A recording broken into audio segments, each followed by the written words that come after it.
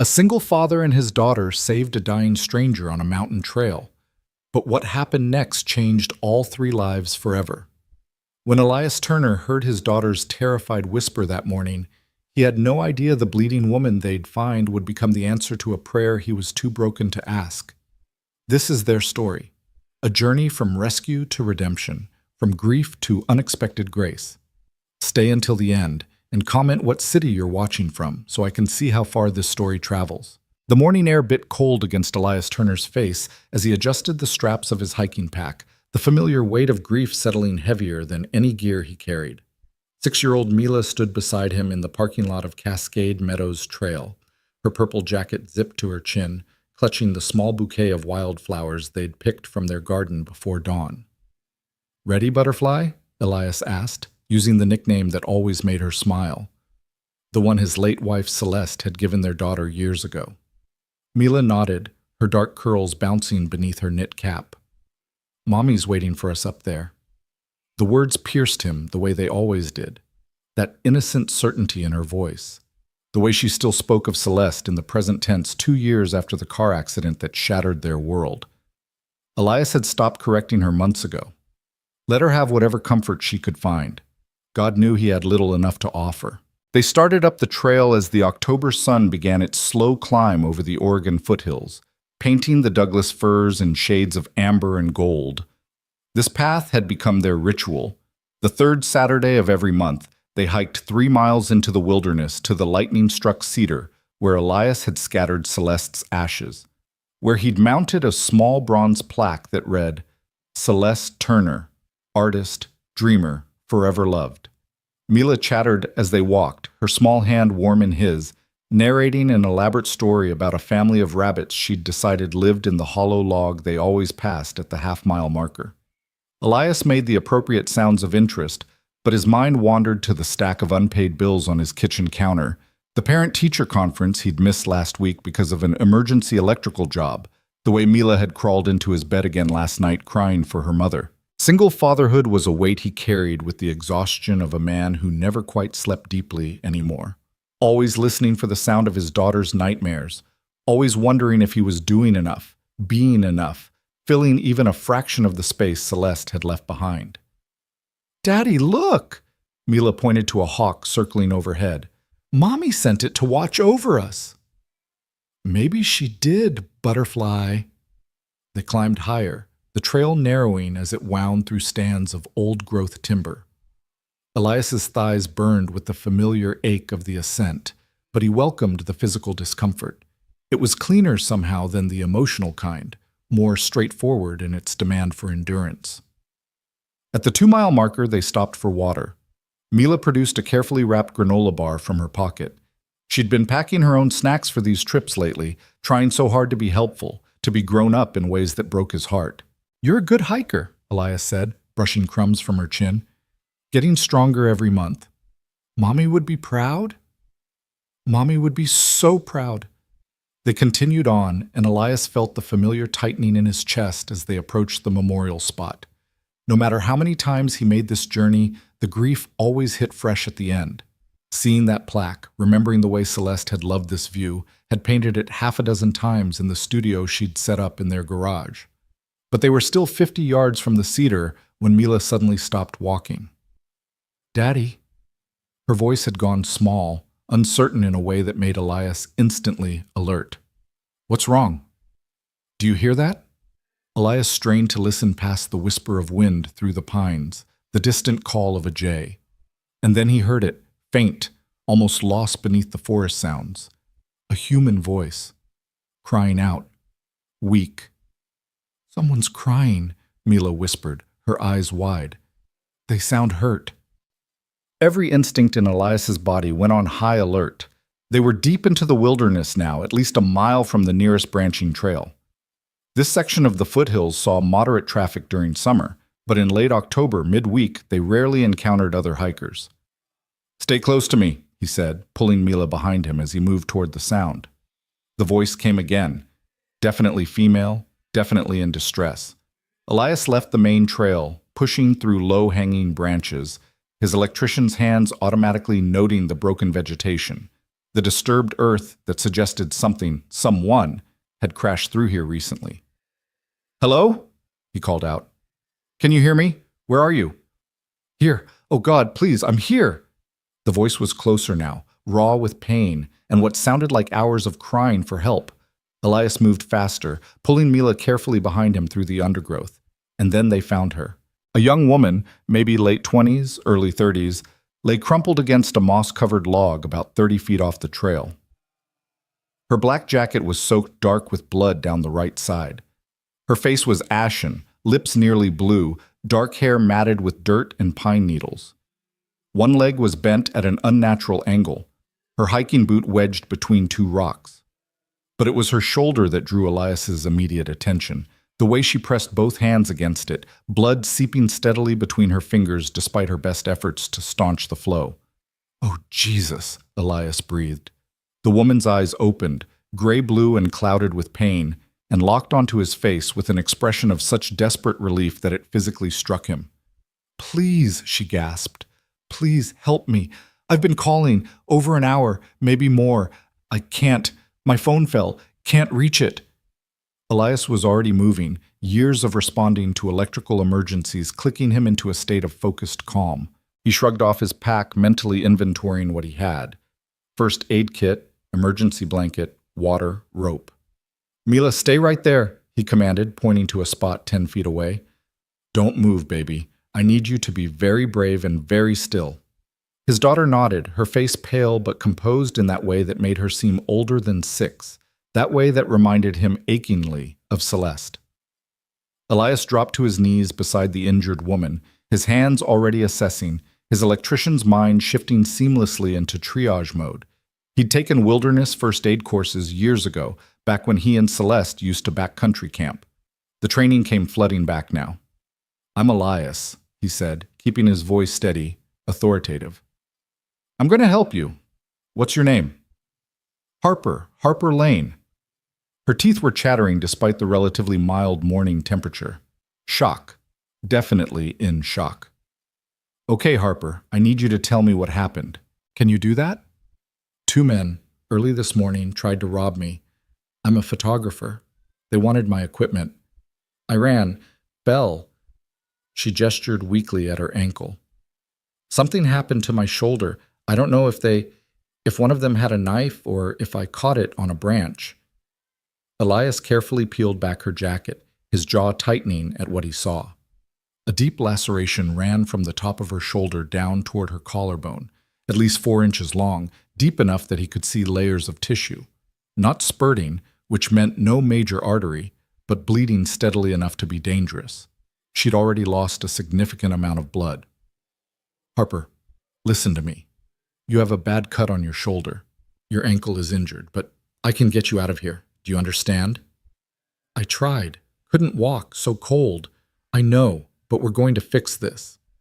Elias pulled out his first aid kit, his hands moving with practiced efficiency. He ripped open packages of gauze, packed them against the wound, wrapped pressure bandages around her shoulder to hold them in place. It wasn't enough. She needed actual medical care. Stitches, probably antibiotics, but it would have to do. The ankle was swollen to twice its normal size, already darkening with bruises. Definitely broken or severely sprained. No way she could walk. "Daddy?" Mila's voice was small behind him. "It's okay, Butterfly. I've got this." He looked back at his daughter, saw her holding the bouquet of flowers they'd brought for Celeste, her eyes fixed on the injured woman with an expression of solemn concern. Elias turned back to Harper. "I'm going to carry you. But first, do you have your phone? Can you tell me where it is?" "Fell. That way." She gestured vaguely downslope. 10 feet, maybe. "I tried to reach it, but—" "Mila, stay exactly where you are. Do not move." Elias scrambled down the slope, scanning the forest floor. There, a glint of metal between fallen leaves. He grabbed the phone, scrambled back up. No signal. Of course not. They were in a dead zone. He wouldn't get service until they were at least a quarter-mile back down the trail, closer to the ridge. "Okay." Elias forced himself to think clearly. Harper was in shock, had lost blood, probably had been lying here for hours. Moving her was a risk, But leaving her was worse. And the temperature was dropping. They'd wake to frost tomorrow morning. If she spent another night out here, she wouldn't survive. He looked at his daughter. Mila, come here. She approached carefully, still clutching the flowers. Up close, he could see the fear in her eyes, the trembling in her small hands. But she didn't cry, didn't run. Celeste's daughter through and through, steady in a crisis. We're going to help Miss Harper get down the mountain, Elias said quietly. I need you to be the bravest girl in the world right now. Can you do that? Like when Mommy was in the hospital? The word stabbed him, the memory of Mila holding his hand in those awful final hours, her small presence, the only thing keeping him anchored to earth. Just like that, Butterfly. He turned back to Harper. I'm going to lift you onto my back. It's going to hurt. I'm sorry, but there's no other way. Just please, get me out. Elias positioned himself, wrapped her arms around his neck, and stood in one smooth motion born of years of hauling heavy electrical equipment up ladders. Harper screamed, a sound that would haunt his dreams, but held on. He adjusted her weight, feeling the dampness of blood soaking through his shirt. Mila, you're going to lead us. Stay on the trail. If you see anything dangerous, you tell me immediately. Understand? Yes, Daddy. And take this. He handed her Harper's phone. The second you see even one bar of service, you tell me. They started moving. It was the longest quarter mile of Elias's life. Every step jarred Harper, who bit back cries of pain with a stoicism he had to admire. Mila walked ahead, glancing back every few seconds, her small body tense with responsibility. And Elias focused on breathing, on placing one foot in front of the other, on not thinking about how Harper's weight seemed to be getting heavier, how her breathing against his neck was getting more shallow. Stay with me, Harper, he said. Talk to me. Tell me about your photography. Landscapes, she mumbled. Nature. Beauty in wild places. Like this place? Was going to shoot. Sunrise from the ridge. Been planning it for months. You'll get another chance, I promise. How do you know? Because I'm not letting you die on this mountain.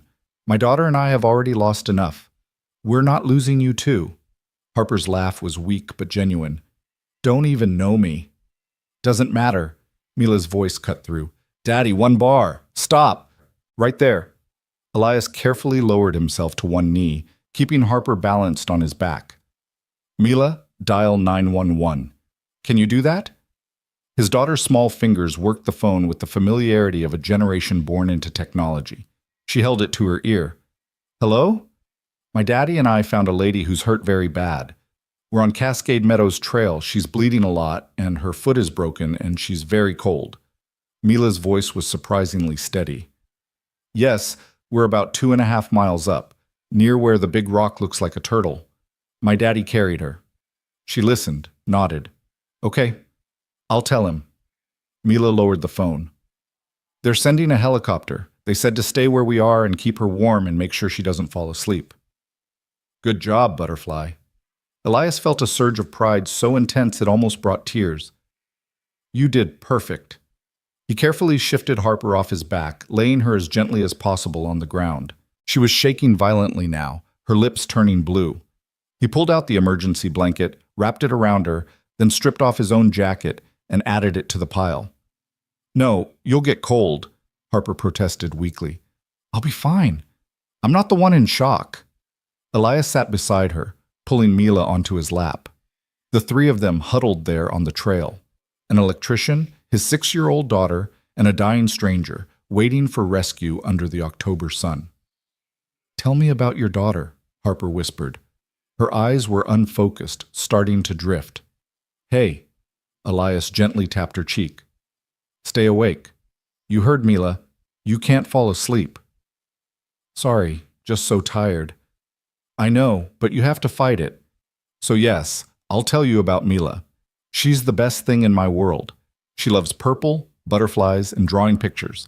She wants to be either an artist or a veterinarian when she grows up. She changes her mind weekly. She's the bravest person I know. Like her dad, Harper murmured. No, like her mom. Something in his tone made Harper's eyes open a fraction wider. Her mom? She died 2 years ago. Car accident. We were actually coming up here today to visit her memorial. There's a cedar tree about half a mile up where I scattered her ashes. I'm sorry. Me too. Mila stirred on his lap, looked up at Harper with solemn eyes. Mommy's in heaven. She sends us butterflies to let us know she's watching, and hawks sometimes. And once a hummingbird came right up to our window, and Daddy said that was definitely Mommy saying hello. Harper's cracked lips curved into the ghost of a smile. Your mommy sounds wonderful. She was the best mommy in the whole world. But now she's with the angels and Daddy takes care of me. He makes really good pancakes, but sometimes he forgets to pack my lunch and I have to remind him. Mila said this matter-of-factly, without judgment. Despite everything, Elias felt his chest tighten with emotion. His daughter's casual acknowledgement of his failures, her gentle acceptance of his human limitations, it gutted him. I'm working on the lunch thing, he said quietly. I know, Daddy. Harper's breathing had gotten more labored. Elias checked his watch. It had been 12 minutes since Mila called 911. Where the hell was the helicopter? Harper, look at me. He leaned closer. You said you're a photographer. Where do you live? Portland, southeast. Little studio apartment near Hawthorne. Family? Brother in Seattle, mom in California. Dad passed when I was young. Boyfriend? Husband? Neither. It's just me. She paused. God, that sounds pathetic. It sounds like someone who's independent, someone who gets up before dawn to hike alone into the mountains for the perfect shot. That's not pathetic. That's badass. Another weak smile. Thanks. Daddy? Mila was pointing. What's that sound? The helicopter. The next 15 minutes passed in a blur of controlled chaos. The med flight crew descended with efficiency that impressed even Elias's practical mind, assessing Harper, starting an IV line, stabilizing her ankle, loading her onto a stretcher. A young paramedic who looked barely old enough to shave examined her shoulder wound and whistled low.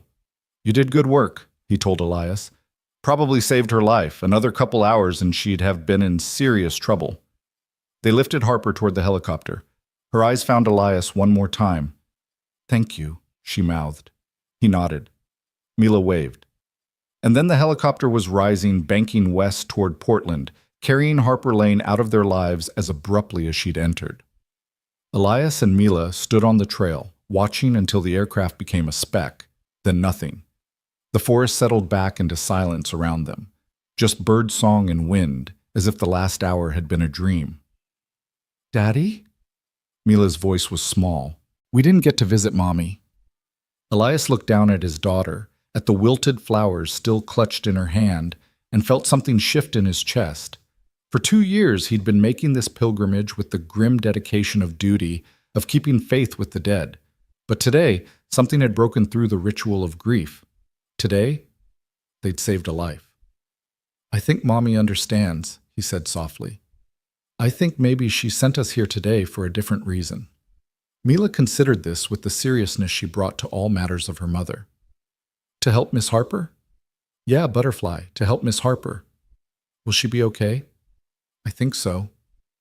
Good. Mila tucked her hand into his.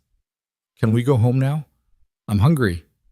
Elias had to laugh, the sudden return to 6-year-old practicality after such intensity. Yeah, we can go home. They started back down the trail, and Elias tried to shake the strange feeling that had settled over him. It was just adrenaline, he told himself. The aftermath of emergency response, the shock of finding someone dying in the woods. But it felt like more than that. It felt like something beginning. That night, after he'd fed Mila mac and cheese and helped her through her bath and read 3 chapters of Charlotte's Web and finally gotten her settled in bed, Elias sat at his kitchen table staring at his phone. He'd Googled Harper Lane Photographer Portland and found her website easily. It was beautifully designed, full of stunning landscape photography. Mountains at sunrise, coastal storm systems, the high desert painted in impossible colors. She had real talent, had published in National Geographic Outdoor Magazine, several conservation journals. Her bio was brief. Harper Lane specializes in wilderness photography with a focus on endangered ecosystems, based in Portland, Oregon, available for commissions and prints. There was a contact form. Elias's finger hovered over it, then pulled back. What would he even say? Hi, I'm the guy who carried you off a mountain. Hope you're recovering well. Seemed weird not to check in.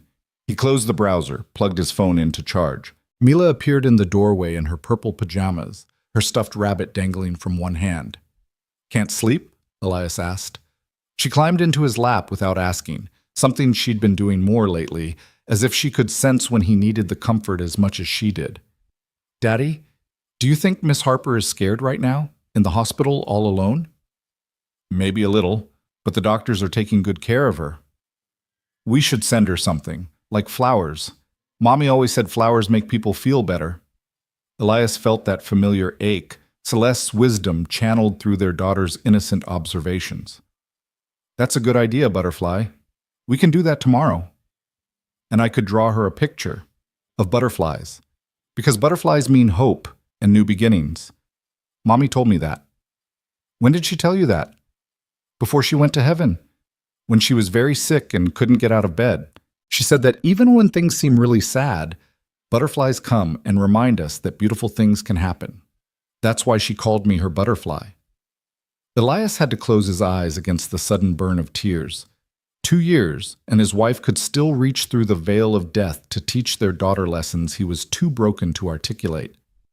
Then we'll definitely send Miss Harper butterflies, he managed. Mila nestled against his chest, yawning. Daddy, I'm glad we found her.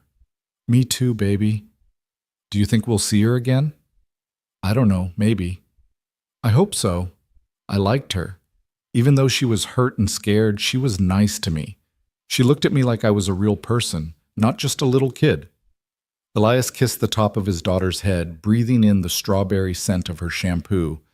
You are a real person, the realest person I know. He carried Mila back to bed, tucked her in, sat beside her until her breathing evened out into sleep. Then he stood in the doorway of her room for a long moment, watching her in the glow of her butterfly nightlight, thinking about the strange shape the day had taken. They'd gone up the mountain to honor the dead. Instead, they'd saved the living. And Elias couldn't shake the feeling that Celeste had somehow orchestrated the whole thing, that his wife had sent them onto that trail at exactly the right moment to find exactly the right person.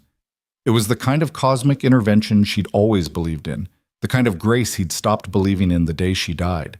But standing here now, watching their daughter sleep, remembering the desperation in Harper Lane's eyes when she'd begged for help, remembering the weight of her life in his hands as he carried her down that mountain. Maybe Grace wasn't dead after all. Maybe it was just waiting for the moment he was ready to receive it. At the hospital, Harper Lane lay in her bed watching the sun set through her window, her shoulder throbbing despite the morphine, her ankle elevated and wrapped, and tried to process that she was alive. The doctors had told her how close it had been. Another hour, maybe less, and she would have bled out or slipped into irreversible shock. The men who'd attacked her had melted into the forest. The police were investigating but held little hope of finding them. Her expensive camera equipment was gone. She'd nearly died for art. But what occupied her mind wasn't the attack or the loss, or even the pain. It was the man and the little girl, Elias and Mila Turner. She'd caught enough of their conversation, overheard enough while drifting in and out of consciousness, to understand that they'd been heading to a memorial for the girl's dead mother when they'd found her instead, that they'd sacrificed their ritual of grief to save a stranger's life, that the man's voice had been steady and strong and certain when Harper had been sure she was dying, that the little girl had held her hand during the helicopter loading and whispered, "The butterflies will watch over you now." The nurse had helped her look them up. There wasn't much online, just an electrician's business listing for Elias Turner. No social media presence she could find. Private people, the kind who lived quietly, who showed up when needed and didn't make a spectacle of their kindness. Her brother had already called twice from Seattle, frantic with worry. Her mother was booking a flight from San Diego. But Harper found herself thinking instead about the small family who'd plucked her from death, whose day she'd interrupted, whose grieving pilgrimage she'd derailed. She needed to thank them properly.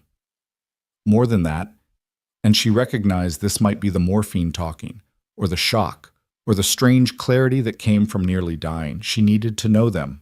Because in the worst moment of her life, When she'd been certain she would die alone on a mountain, they had appeared like an answer to a prayer she hadn't known how to form. A father teaching his daughter that strangers are worth saving. A daughter teaching her father that grace still exists. And Harper, who'd spent the last 3 years of her life behind a camera capturing the world's beauty while keeping herself carefully separate from it, felt something crack open in her chest. Something that felt dangerously like hope. The sun finished setting. The hospital lights came on. And Harper Lane closed her eyes, seeing not darkness but the image of a small girl's solemn face, a bouquet of purple flowers, and a man's steady hands that had refused to let her die. "Thank you," she whispered to the empty room, to the absent rescuers, to whatever force had placed her on that trail at that exact moment. And somewhere in the universe, or maybe just in the quiet spaces between heartbeats, the answer came back. "You're welcome. Now pay attention. This is just the beginning." 7 weeks passed before Harper Lane felt strong enough to write the letter. Her shoulder had healed into a pink puckered scar that her physical therapist promised would fade with time. The ankle was another story. 3 fractures, 2 surgeries, and a recovery timeline that stretched into the new year. She'd traded her hiking boots for a walking boot, her wilderness adventures for endless sessions of painful rehabilitation exercises. But the physical healing was the easy part. The harder work happened in the spaces between, in the middle of the night when she woke gasping from dreams of bleeding out alone in the forest, in the quiet moments when she found herself staring at her camera equipment insurance claim form, unable to remember why any of it had seemed important enough to risk her life for. Her brother Marcus had stayed for a week after the attack, sleeping on her apartment couch, helping her navigate stairs, listening while she processed the trauma. Her mother had flown up from California, cooked enough meals to fill Harper's freezer for a month, and asked gentle questions Harper wasn't ready to answer. What had she been thinking, hiking alone at dawn? Why hadn't she told anyone where she was going? Didn't she understand how easily she could have died? The answer to all of it was the same. She'd gotten comfortable with solitude, had convinced herself that independence meant isolation, that art required distance from the messy complications of human connection, and she'd nearly died because of it. The therapist her insurance company required her to see, a kind woman named Dr. Chen, who specialized in trauma, had asked Harper what she'd been thinking about during those hours alone on the mountain, bleeding and certain she wouldn't be found. "Regret," Harper had answered honestly. "All the things I'd never done. All the connections I'd avoided. All the ways I'd confused being alone with being free. And what changed? A man named Elias and his daughter Mila found me. They carried me down a mountain. They saved my life." "Have you thanked them?" Harper had shaken her head. "I don't know how. How do you thank someone for giving you back your entire future?" Dr. Chen had smiled. "You could start with a letter." So Harper started writing. She went through 7 drafts, each one feeling simultaneously too formal and too intimate, unable to capture the enormity of what she needed to express. How did you tell strangers they'd rewired your entire understanding of human kindness? How did you explain that their faces had become the last thought before sleep and the first upon waking? Finally, she settled on honesty. Simple, direct, from the heart. The letter arrived on a Tuesday afternoon in mid-December. Elias found it in his mailbox between an electric bill and a grocery store flyer, a cream-colored envelope addressed in elegant handwriting to Elias and Mila Turner. No return address, but something about the careful penmanship made his chest tighten with recognition. He waited until Mila got home from school to open it. "It's from Miss Harper," she announced the moment she saw the envelope, with the uncanny certainty that 6-year-olds sometimes possessed. "Open it, Daddy." Elias slit the envelope carefully.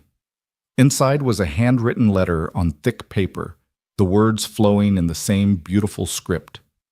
"Dear Elias and Mila, I've started this letter a dozen times, and I still don't have the right words. How do you thank someone for your life?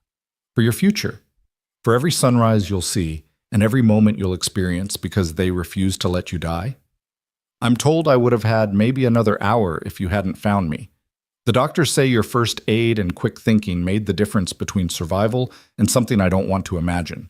But what I keep thinking about isn't just that you saved me, it's how you saved me. With kindness and competence and without hesitation. You were on your way to honor someone you'd lost, and you stopped. You changed your plans. You carried a stranger down a mountain. Mila, Your bravery and your steady presence helped me stay calm when I was terrified. You called for help with the courage of someone much older. You held my hand and told me about butterflies and new beginnings, and I believed you. Elias, your strength and certainty gave me hope when I had none left. You told me you wouldn't let me die on that mountain, and you didn't. You kept your promise. I'm still recovering, my shoulder is healing well, my ankle less so, but I'm alive. I'm here, and I owe that to both of you. I would very much like to thank you in person, if you'd allow it. I know I'm a stranger who interrupted your life once already, but I'd love to buy you both lunch, to see your faces when I'm not bleeding and terrified, to properly express what you gave me that day. There's a cafe near Cascade Meadows called River's Edge. Would you meet me there on Saturday, December 21st at noon? I promise I'll be the one walking with a boot and carrying an absurd amount of gratitude. With more thanks than words can hold, Harper Lane. At the bottom of the letter was a phone number and an email address. Elias read it twice while Mila bounced beside him, trying to see over his arm. What does it say? Does she want to see us? Is she all better? Can we meet her? She wants to have lunch with us, Elias said slowly. This Saturday. Can we go? Please, Daddy. I want to see if her shoulder is okay and if she's not scared anymore. Elias looked at his daughter's eager face, then back at the letter. Some part of him wanted to decline politely, to keep Harper Lane in the category of good deed performed, rather than letting her become real, complicated, human. His life was already full to bursting with single fatherhood, with managing his grief and Mila's, with the endless logistics of keeping their small family afloat.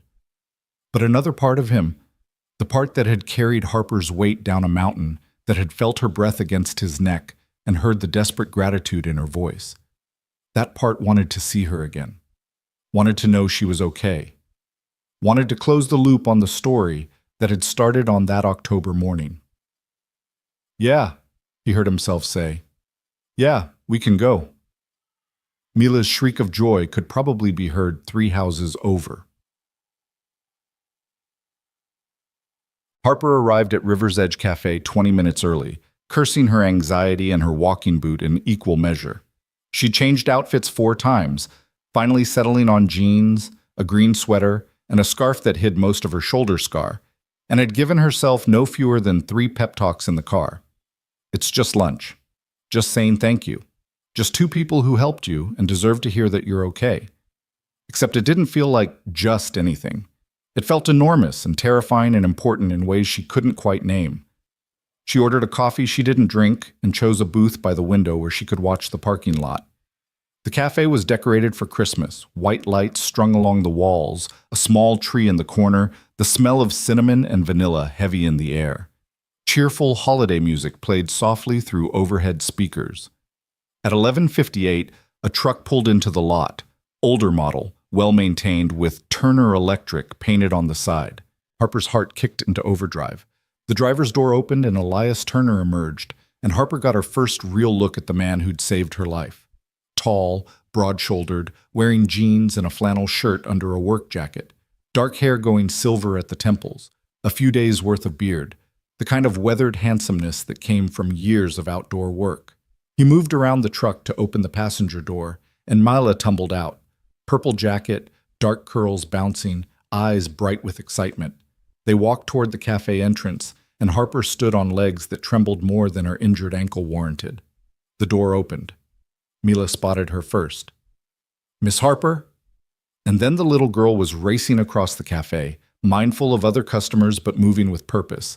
And Harper found herself kneeling despite the protest from her ankle, found herself catching Mila's careful hug, found herself crying without meaning to. You're okay, Mila said solemnly, pulling back to examine Harper's face. I was worried, but Daddy said you'd be okay, and he was right. I'm okay, Harper managed, wiping at her eyes. I'm so okay. Thanks to you. Elias approached more slowly, and up close Harper could see the exhaustion in his eyes, the weight he carried in the set of his shoulders. But his smile was warm, genuine. Harper, it's good to see you vertical. She laughed, standing with care. It's good to be vertical. Thank you for coming, both of you. Are you kidding? Mila has been counting down the days since we got your letter. They settled into the booth. Mila beside Harper, Elias across from them. And for a moment, nobody spoke. They just looked at each other, these three people connected by crisis, trying to figure out how to navigate the aftermath.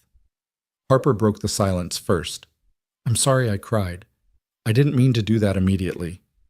"Don't apologize," Elias said. "You've earned the right to cry whenever you want.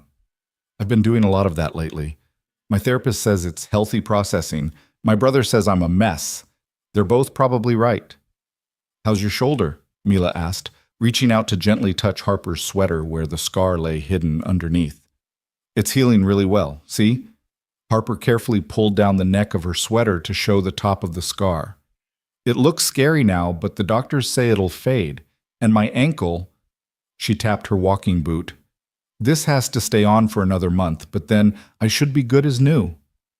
"Does it hurt?" "Sometimes, but not as much as it did." "I broke my arm when I was 4, Mila announced. "I fell off the monkey bars. Mommy took me to the hospital, and I got a pink cast and everyone signed it." Harper glanced at Elias, saw something flicker across his face at the mention of his late wife. But he just nodded, let his daughter talk. "That must have been scary," Harper said. "A little, but Mommy said brave girls get ice cream after they get casts. So we got ice cream, and then it wasn't scary anymore." Mila paused, considering. "Maybe you should get ice cream too, for being brave. That's solid medical advice." A waitress appeared, took their orders, grilled cheese for Mila, burger for Elias, soup and salad for Harper. When she left, an awkward silence descended again. Harper pulled out the gift she'd brought, a wrapped package about the size of a large book. She pushed it across the table toward Mila. "I got you something, to say thank you for being so brave and helpful." Mila's eyes went wide. "Really? For me? Really?" With the careful excitement of a child who'd been taught to appreciate gifts, Mila unwrapped the package. Inside was a professional-grade sketchbook with thick, textured pages and a set of drawing pencils in every shade imaginable. "Whoa," Mila breathed. "These are so fancy." "Your dad mentioned you like to draw. I thought maybe you could use these for special pictures." Mila flipped through the blank pages with reverence, then looked up at Harper with serious eyes. "I'm going to draw you something, a picture of butterflies and mountains and sunshine, to remind you that you're okay now." Harper had to swallow hard against fresh tears. "I would treasure that more than anything." Elias cleared his throat. "Harper, this is really generous. You didn't have to." "I wanted to. It's nowhere near enough, but I wanted to." "You know you don't owe us anything, right? Anyone would have done what we did." "Would they?" Harper met his eyes. "Because I've been hiking alone for years. I've passed dozens of people on trails, and I'm not sure everyone would have stopped, would have carried me, would have stayed. We weren't going to leave you there. But you could have. You could have called 911 and waited with me but kept your distance. Instead, you gave me your jacket. You carried me on your back. You told me stories to keep me awake." Mila held my hand during the worst of it. Harper's voice cracked slightly. "That wasn't just rescue. That was compassion. And it changed something in me." The waitress returned with their food, providing a natural break in the intensity. They ate for a while in more comfortable silence, Mila chattering about school and her teacher, Miss Rodriguez, and the Christmas pageant where she'd been cast as an angel. "Will you come see it?" Mila asked Harper suddenly. "The pageant is on Thursday night. You could sit with Daddy." "Mila," Elias said gently, "Harper might have plans. We can't just invite—" "I'd love to," Harper interrupted. "If you don't mind. I mean, if it's not weird." "It's not weird," Mila declared with 6-year-old certainty. "Right, Daddy?"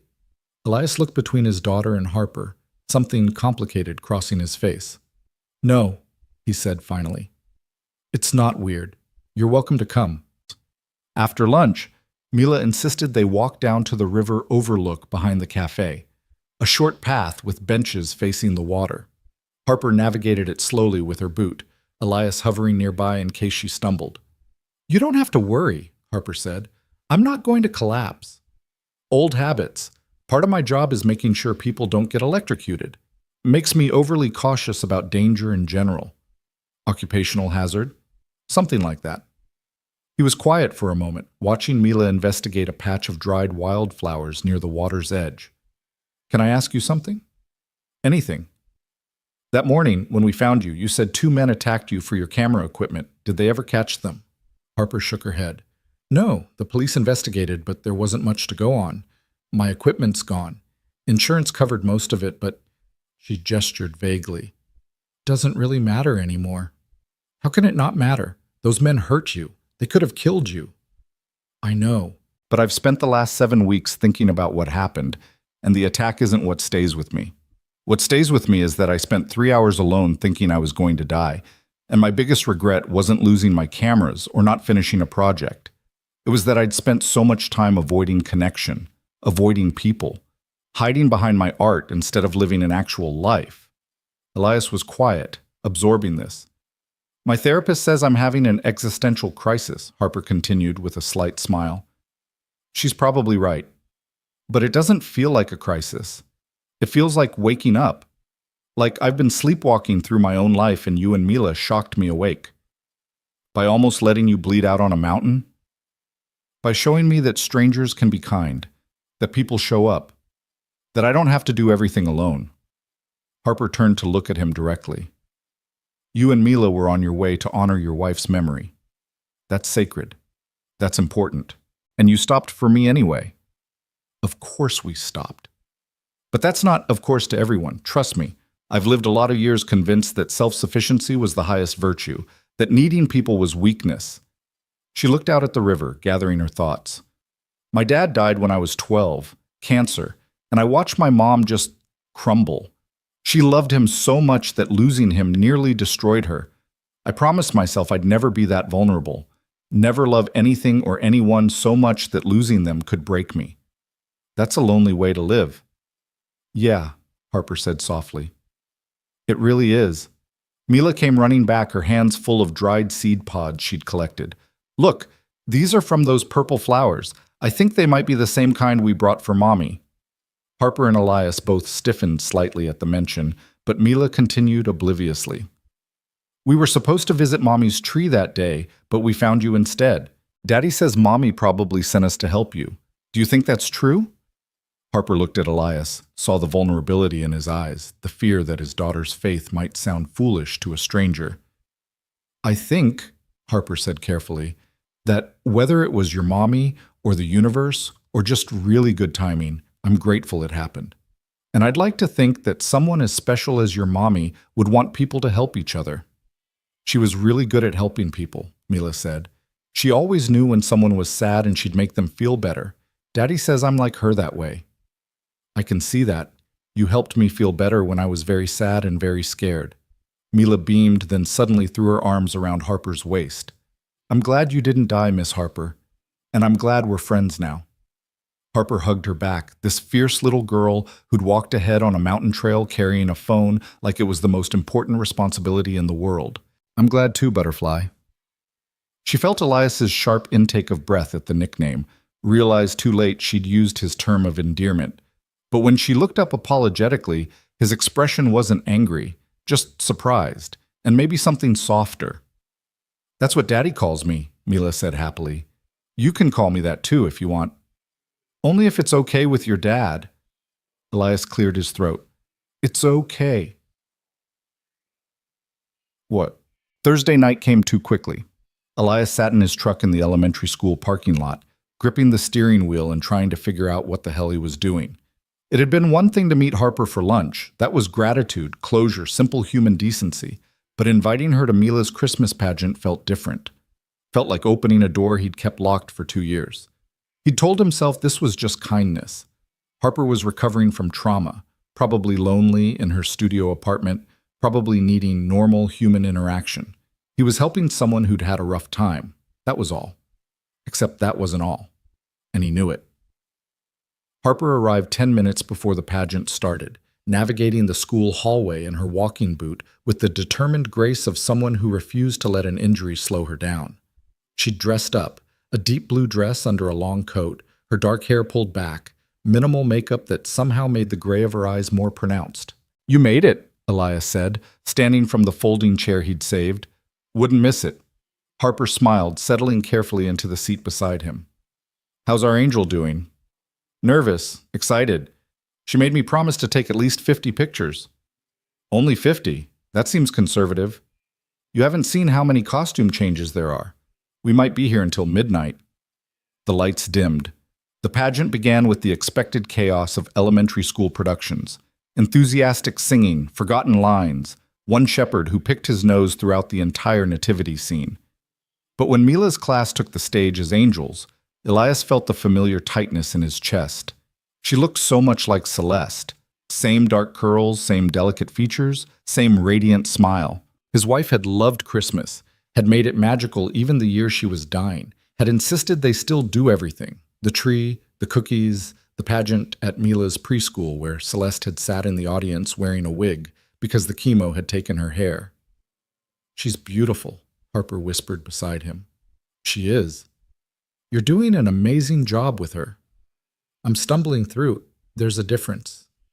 "I don't think there is. Not when it comes to parenting." Elias glanced at her. "You sound pretty confident for someone who doesn't have kids." "I was a kid once. I remember what mattered. Not perfection, just presence. Just knowing someone was there, watching, caring." Harper paused. "My dad came to every single one of my school things, even when he was sick, even when it meant leaving work early or pushing through exhaustion.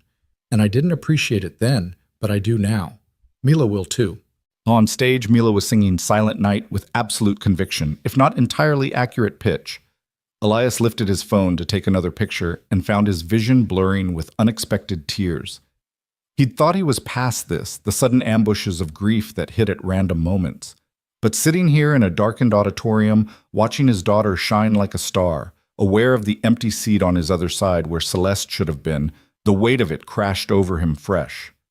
Harper's hand found his arm, just a gentle touch, nothing more. Not demanding or pitying, just there.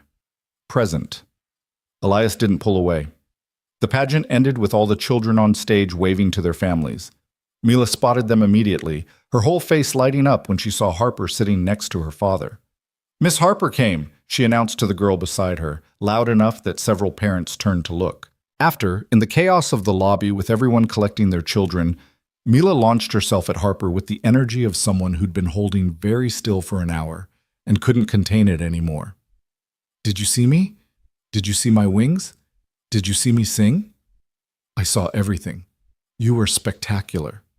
I remembered all the words, and I didn't trip on my robe even though Emma tripped on hers and almost fell off the stage. That's because you're a professional." Several of the other parents were watching with open curiosity. This was a small school, a tight-knit community, and Elias had remained notably single since Celeste's death. He could practically hear the gossip starting. Who's the woman with Elias Turner? Are they dating? Good for him. It's been long enough. Poor man. Moving on must be hard. "We should get going," he said, more abruptly than he intended. "It's past bedtime." But Mila had other ideas. "Can Miss Harper come see our Christmas tree? Please, Daddy. We got it last weekend and it's really big and we haven't finished decorating it yet." "Mila, Miss Harper probably has—" "I'd love to see your tree," Harper interrupted, then caught Elias's expression. "If that's okay, if you're not too tired." He should say no, should keep boundaries, maintain distance, not let this woman, kind and interesting and dangerous to his carefully maintained equilibrium, further into their lives. "Okay," he heard himself say instead, "just for a little while." Our son. Harper followed Elias's truck through quiet residential streets to a modest neighborhood of older homes with large yards. His house was a craftsman-style bungalow with a wide porch, painted a soft gray with white trim. Christmas lights were strung along the roofline, white, simple, the kind that stayed up year-round but only got plugged in for the holidays. Inside, the house was exactly what Harper expected, clean but lived in, decorated with a child's enthusiasm more than an adult's design sense. Drawings covered the refrigerator. Toys were neatly organized in baskets. The furniture was comfortable rather than stylish, built for real life rather than magazine photos. And there, dominating the living room, was the Christmas tree, a 7-foot Douglas fir listing slightly to one side, half decorated with a chaotic mix of ornaments that ranged from handmade paper snowflakes to vintage glass balls to plastic cartoon characters. We're not done yet, Mila explained, already pulling out boxes of remaining ornaments. Daddy said we'd finish this weekend. But now you're here, so we can finish tonight. Mila, it's late, Elias started. Please, Daddy, just a few more ornaments? Harper watched him struggle, watched him try to balance structure and indulgence, watched him ultimately soften, because how could he deny his daughter this simple joy? 30 minutes, he said. Then bed, no arguments. Deal. They decorated together, Mila directing like a tiny general, Elias reaching the high branches, Harper sitting on the couch, carefully placing ornaments within reach on lower branches. Christmas music played softly from a speaker in the corner. The tree lights cast everything in warm, flickering gold. This one was Mommy's favorite, Mila said, holding up a delicate glass cardinal. She said cardinals are special birds that bring messages from heaven. It's beautiful, Harper said softly. And this one I made in preschool. See? It's my handprint, but Mommy turned it into a reindeer. Mila hung it carefully on a branch at eye level. And this one, she continued cataloging ornaments, each with its own story, its own memory of Celeste woven through. Harper listened with the attention of someone who understood that this was holy ground, that Mila was sharing something precious and fragile. Elias worked quietly, but Harper caught him watching her sometimes with an expression she couldn't quite read. Not suspicion, but maybe assessment, trying to figure out if she could be trusted with his daughter's heart. When the last ornament was hung and Mila had been tucked into bed, after changing into pajamas, brushing teeth, 3 stories, and elaborate goodnight rituals, Elias found Harper still in the living room, standing in front of the wall of photographs. Sorry, she said, turning. I should have left. I didn't mean to be nosy. It's okay. He came to stand beside her, looking at the wall he saw every day, but maybe didn't really see anymore. That's Celeste, my wife. The woman in the photographs was stunning, dark wavy hair, warm brown eyes, a smile that seemed to light up every frame. But what struck Harper most was the love evident in every image. Celeste laughing in Elias's arms, Celeste pregnant with Mila, Celeste painting in a studio, Celeste holding their newborn daughter with an expression of such fierce tenderness it made Harper's chest ache. She was beautiful, Harper said quietly. She was everything. Elias's voice was rough. Artist, teacher, the kind of person who made everyone around her better just by existing. She saw potential in people, in moments.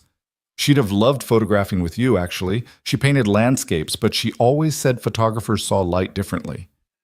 How did she die, if you don't mind me asking? Car accident, drunk driver ran a red light. She died on impact. They said she didn't suffer, but... He stopped, swallowed hard. Mila was in daycare. I was at work. Just a normal Tuesday afternoon, and then cops at my door and everything ended. I'm so sorry. It's been 2 years. Everyone says it gets easier. They're full of shit. It just gets different. You learn to carry it. You learn to function. But it's always there. Harper didn't offer platitudes or false comfort. She just stood with him in the weight of it, understanding that sometimes presence mattered more than words. That morning on the mountain, Elias said finally, we were going to visit the tree where I scattered her ashes. Mila and I go once a month. It's our thing, our way of staying connected. And then you found me instead. Yeah. He turned to look at her, and I keep thinking about that, about timing, about how if we'd been 5 minutes earlier or later, we'd have missed you. About how Celeste always believed in signs, in the universe putting people in each other's paths for a reason. Do you believe that? I don't know what I believe anymore. I believed my wife and I would grow old together. I believed in fairness and justice and good people being rewarded. Life disabused me of all that pretty efficiently. But you still stopped to help me. Of course I did. See, that's faith right there. Maybe not in the universe or God or signs, but in the basic goodness of helping, of showing up. That's not nothing, Elias. He was quiet for a long moment, studying her face. Why are you here, Harper? Really? What do you mean? I mean you thanked us. You gave Mila a gift.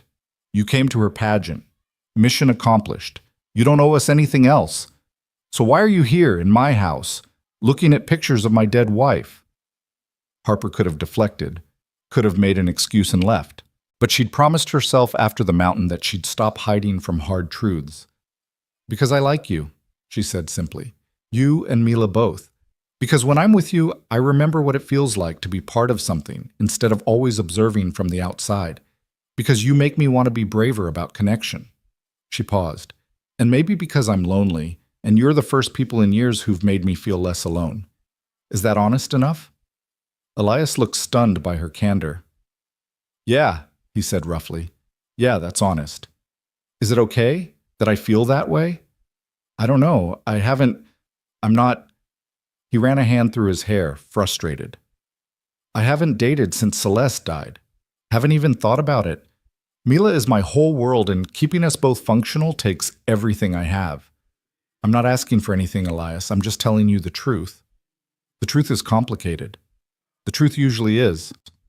They stood there in the Christmas tree light, two people broken in different ways, trying to figure out if broken things could fit together or if they'd just create more sharp edges. Finally, Elias spoke. "Would you want to hike with us?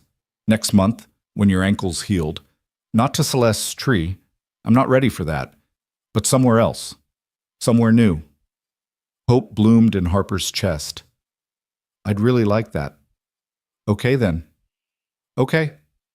Harper left shortly after, driving home through empty streets with her heart racing, replaying the evening over and over. In the span of 7 weeks, she'd gone from dying alone on a mountain to decorating a Christmas tree with a family who'd taken her in like she'd always belonged.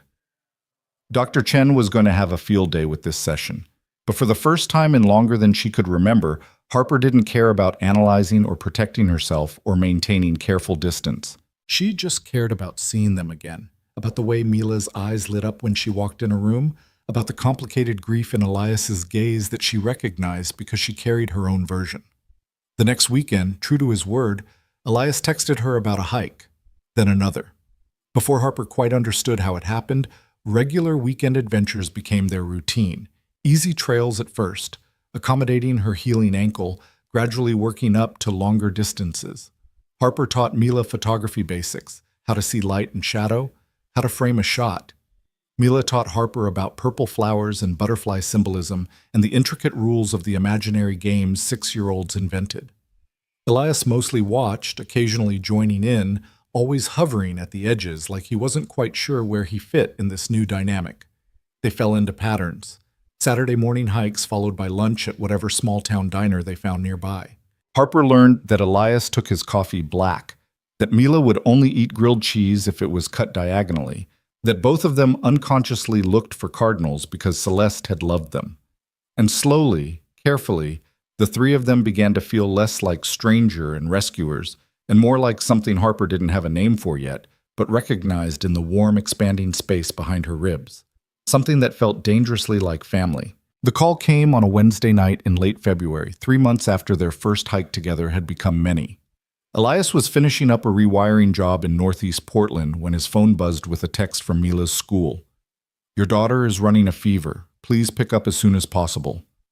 He made it to the school in 15 minutes, found Mila in the nurse's office looking small and miserable, her face flushed and her eyes glassy with illness. The nurse took him aside, spoke in the hushed tones reserved for concerned medical professionals. "She's at 102.6. Started complaining of a sore throat around noon. We gave her Tylenol, but it hasn't brought the fever down much. You'll want to get her to a doctor." Elias scooped his daughter into his arms, feeling the alarming heat radiating through her clothes. Mila buried her face against his neck and whimpered, a sound that activated every protective instinct he possessed. The urgent care clinic confirmed what he'd suspected: flu, the nasty strain that had been making its way through Portland's schools like wildfire. They sent him home with instructions for fluids, rest, and medications to manage symptoms. Nothing to do but wait it out. By that evening, Mila was thoroughly miserable. The fever climbed to 103 despite alternating medications. She couldn't keep food down, barely managed sips of water, and cried weakly that everything hurt. Elias sat beside her bed feeling helpless in the way only a parent watching their child suffer could feel. He'd called off work for the rest of the week, rearranged his schedule, prepared himself for the siege of childhood illness. But by Thursday morning, when Mila woke crying at 3 a.m. asking for her mother, Elias felt his careful composure cracking. I know, Butterfly. I know you want Mommy. I'm so sorry. She always made me feel better when I was sick. She sang songs and rubbed my back and told stories about brave princesses who defeated dragon germs. Elias's throat closed around words he didn't have. How did you explain to a 6-year-old that her mother's absence hurt you as deeply as it hurt her? That you would give anything, everything, to have Celeste here for moments exactly like this? I can try to tell you a story, he offered weakly. It's not the same. Mila's voice was so small, so defeated, that it broke something in him. He texted Harper at 4 a.m., not really expecting a response, just needing to tell someone who might understand. Mila has the flu. Bad. She's asking for Celeste, and I don't know what to do. Harper's response came 30 seconds later. I'm so sorry. Is there anything I can help with? Unless you can resurrect the dead, probably not. He regretted sending it immediately. Too dark, too raw. Not fair to unload on someone who'd simply asked a kind question. But Harper didn't pull back. Can't resurrect the dead, but I can bring soup, books, and distractions. Would that help or make things worse? Elias stared at his phone screen, exhausted and overwhelmed and suddenly desperate for backup. It would help. If you're really offering, give me 2 hours. I'll be there. Harper showed up at 7 a.m. with bags from the grocery store and a laptop tucked under her arm. She'd pulled her hair into a messy bun, wore yoga pants and an oversized sweater, looked like she'd gotten as little sleep as Elias. You didn't have to come, he said, but his relief at seeing her was visceral. I know, I wanted to. She set the bags on his kitchen counter, started unpacking. I brought chicken noodle soup, the good kind from that deli on Hawthorne, not canned. Ginger ale, saltines, popsicles for her throat. And I downloaded about 50 nature documentaries about butterflies and birds that I thought she might like. Elias felt something dangerous happening in his chest, a warmth that had nothing to do with fever, a gratitude that went deeper than the practical help she was offering. Harper, thank you, really. How is she? Fever's down a little, but she's pretty miserable. Threw up twice during the night. Can't really sleep. He rubbed his face, felt the stubble he hadn't had energy to shave. And she's asking for Celeste, which makes me feel like I'm failing at every possible level. You're not failing, you're just one person trying to be 2 parents, and that's impossible. Doesn't stop me from trying. Harper touched his arm gently. Go take a shower. Get changed. I'll sit with Mila for a while. You don't have to. Elias, go. He wanted to argue, to maintain control, to not let anyone see how close to breaking he actually was. But the firm kindness in Harper's voice, the solid presence of her in his kitchen at 7 in the morning bearing soup and documentaries and grace, it undid him. Okay, he whispered. 20 minutes. Take 30. Take an hour if you need it.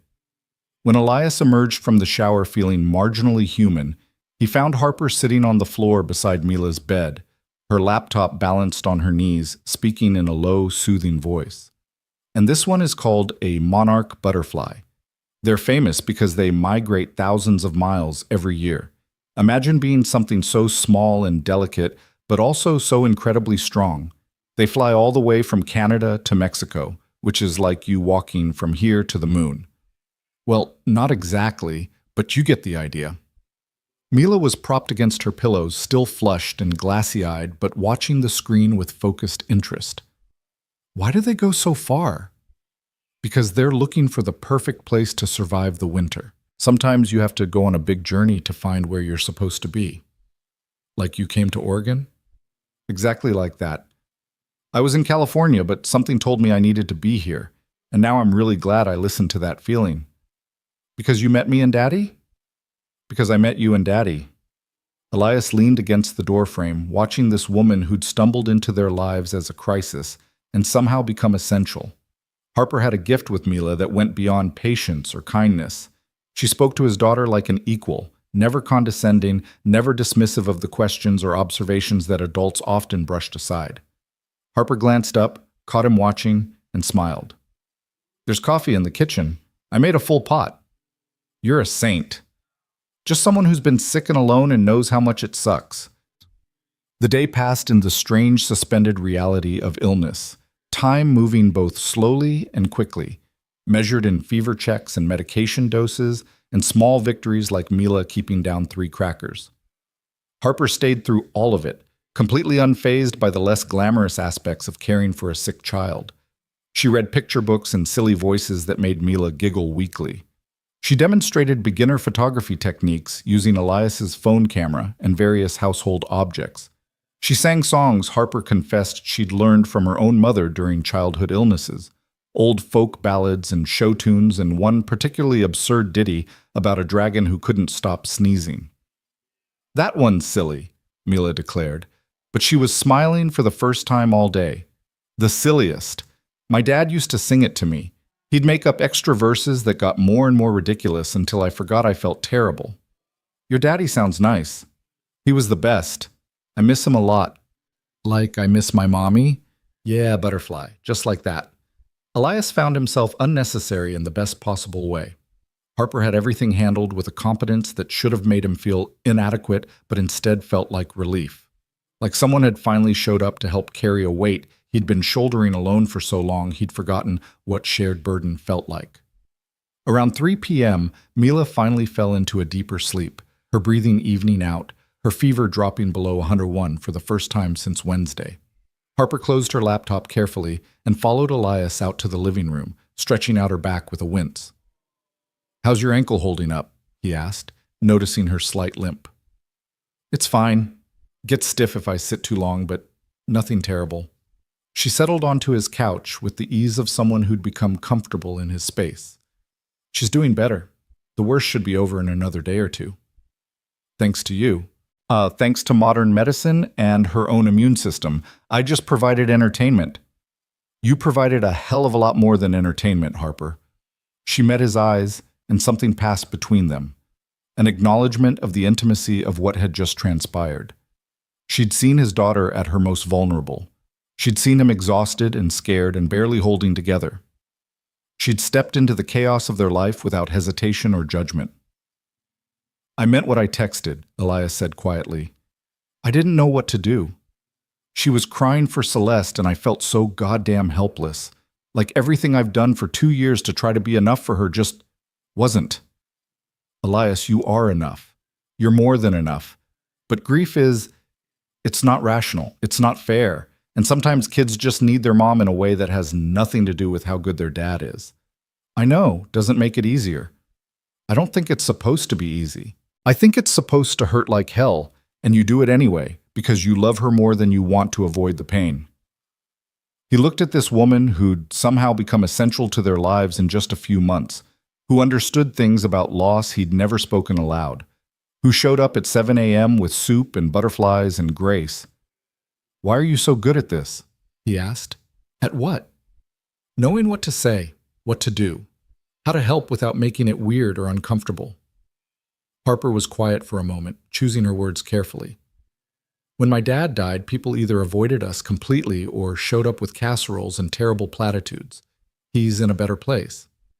Everything happens for a reason. God has a plan. All of it just made us feel worse. But there was this one neighbor, Mrs. Chen, an elderly woman who'd lost her husband years before, who just came over and sat with my mom. Didn't try to fix anything, didn't offer advice. Just sat with her in the sadness and made sure she ate and kept the house from falling apart. That's what you're doing now." "I'm trying to, because I remember what it felt like to need that and how rare it was to actually get it." Elias felt something cracking open in his chest, a fissure in the careful walls he'd built around his heart, the ones that said he could do this alone, that needing help was weakness, that letting someone in meant risking the devastating loss he'd already survived once. "I'm scared," he admitted, the words coming out before he could stop them. "Of what?" "Of this. Of you. Of whatever this is becoming." He gestured between them, encompassing months of hikes and shared meals and moments of connection that had accumulated into something undeniable. "I'm scared of needing you and then losing you. I'm scared that Mila is getting attached and what happens if you disappear. I'm scared that I'm betraying Celeste by feeling what I'm starting to feel." Harper didn't rush to reassure him, didn't offer easy comfort. She just nodded, absorbing the weight of his confession. "I'm scared too," she said finally. I've spent years protecting myself from exactly this kind of vulnerability, from caring about people enough that losing them would destroy me. And here I am, completely attached to your 6-year-old daughter and halfway in love with—" She stopped abruptly, her eyes widening at what she'd almost said. The silence stretched between them, charged with everything unspoken. "With?" Elias prompted, his voice rough. "With this family you've built. With the way you love your daughter. With the person you make me want to be." Harper's hands were shaking slightly. "I'm not asking for anything, Elias. I'm not trying to replace Celeste or push myself into spaces I don't belong.